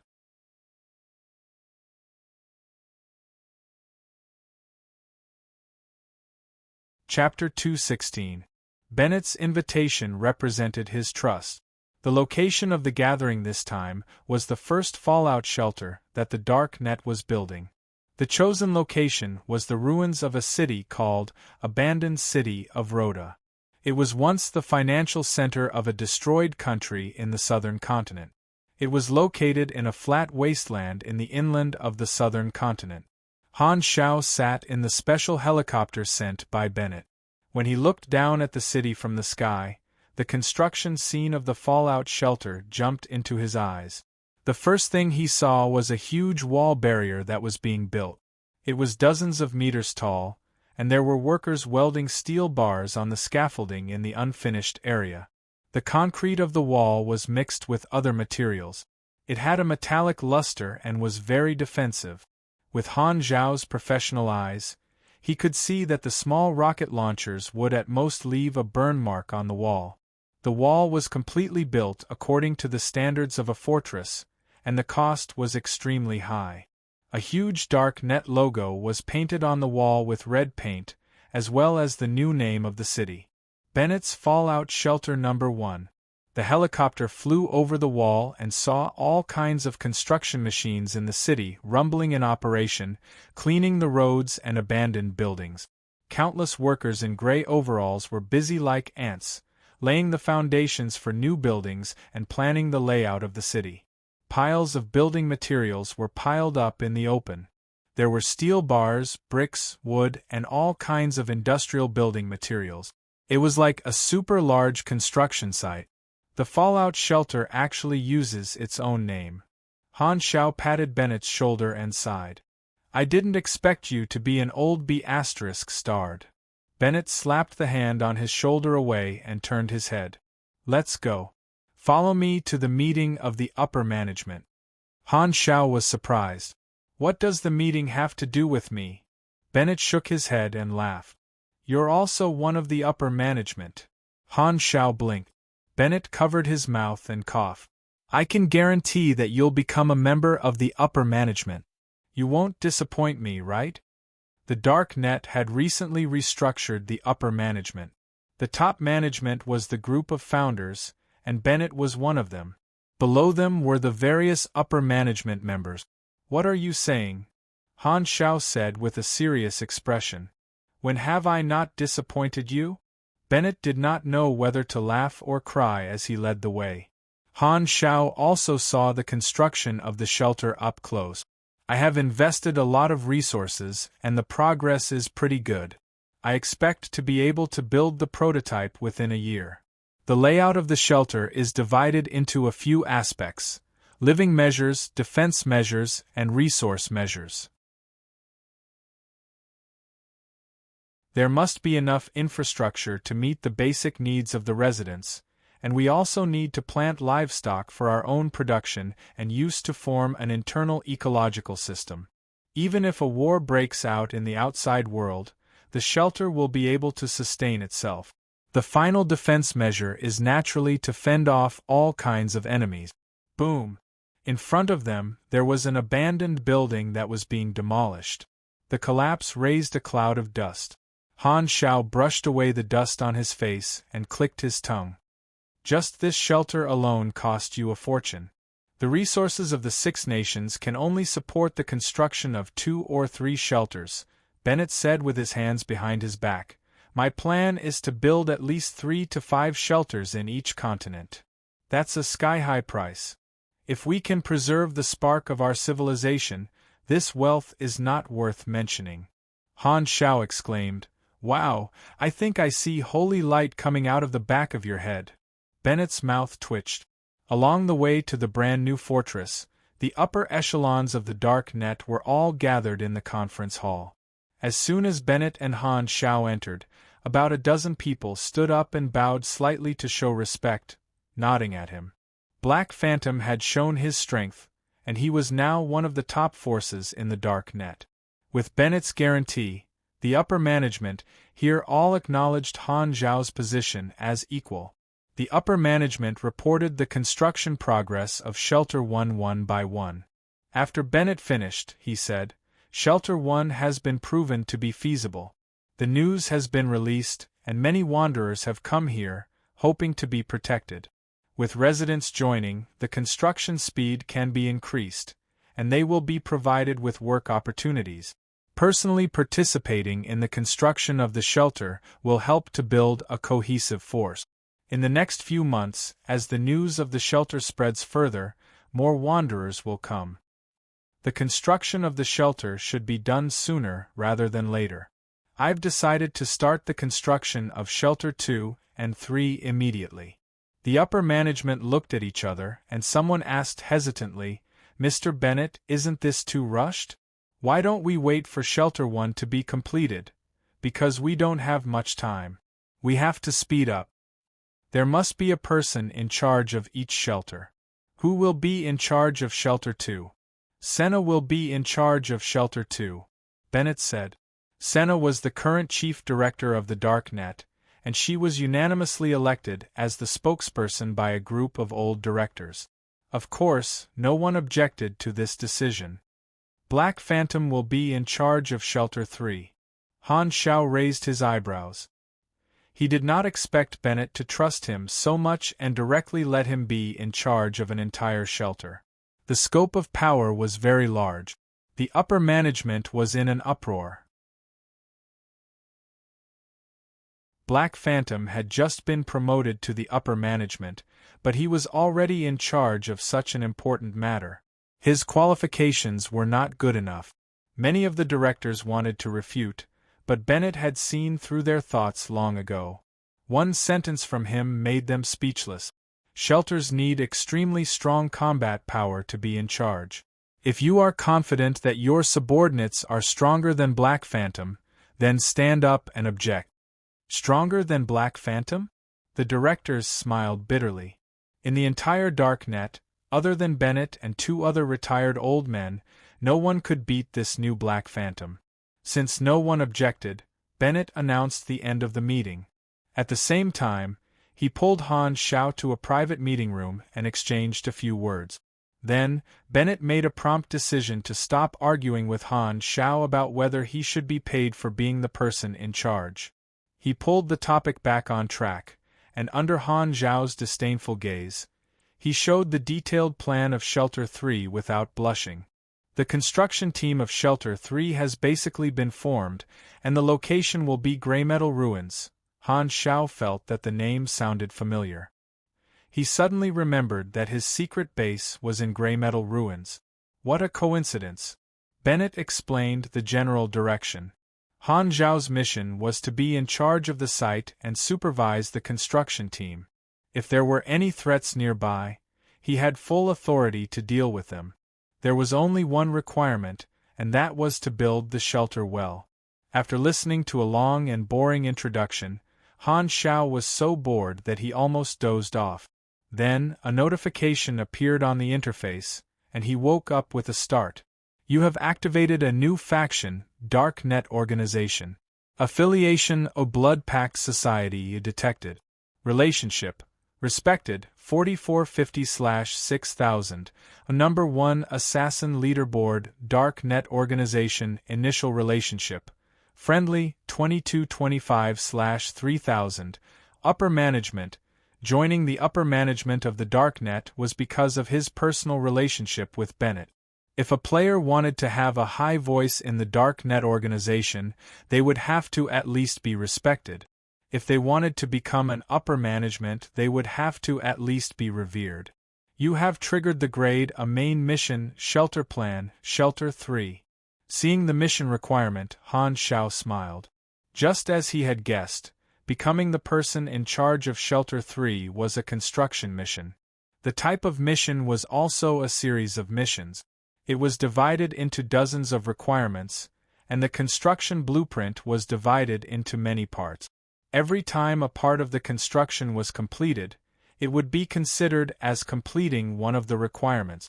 The requirements included defense measures, residential housing, infrastructure, construction, cleaning up the ruins, reclamation, farming, and so on.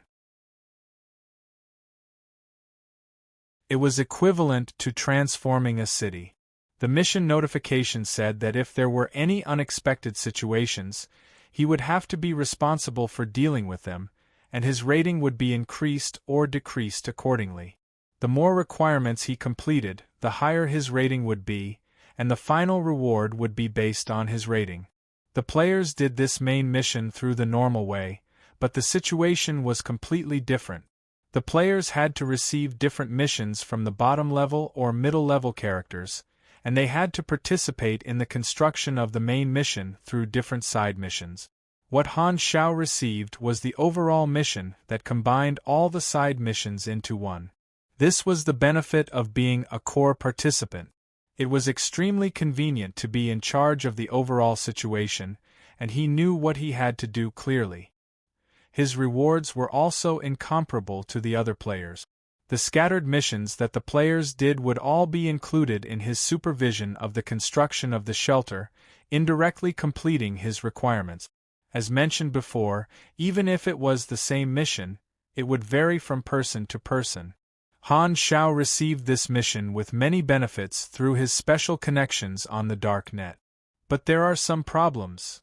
Bennett coughed and said, because of the lack of funds, the resources are all concentrated in Shelter 1 and Shelter 2, so there might be fewer people following you to build Shelter 3. How many?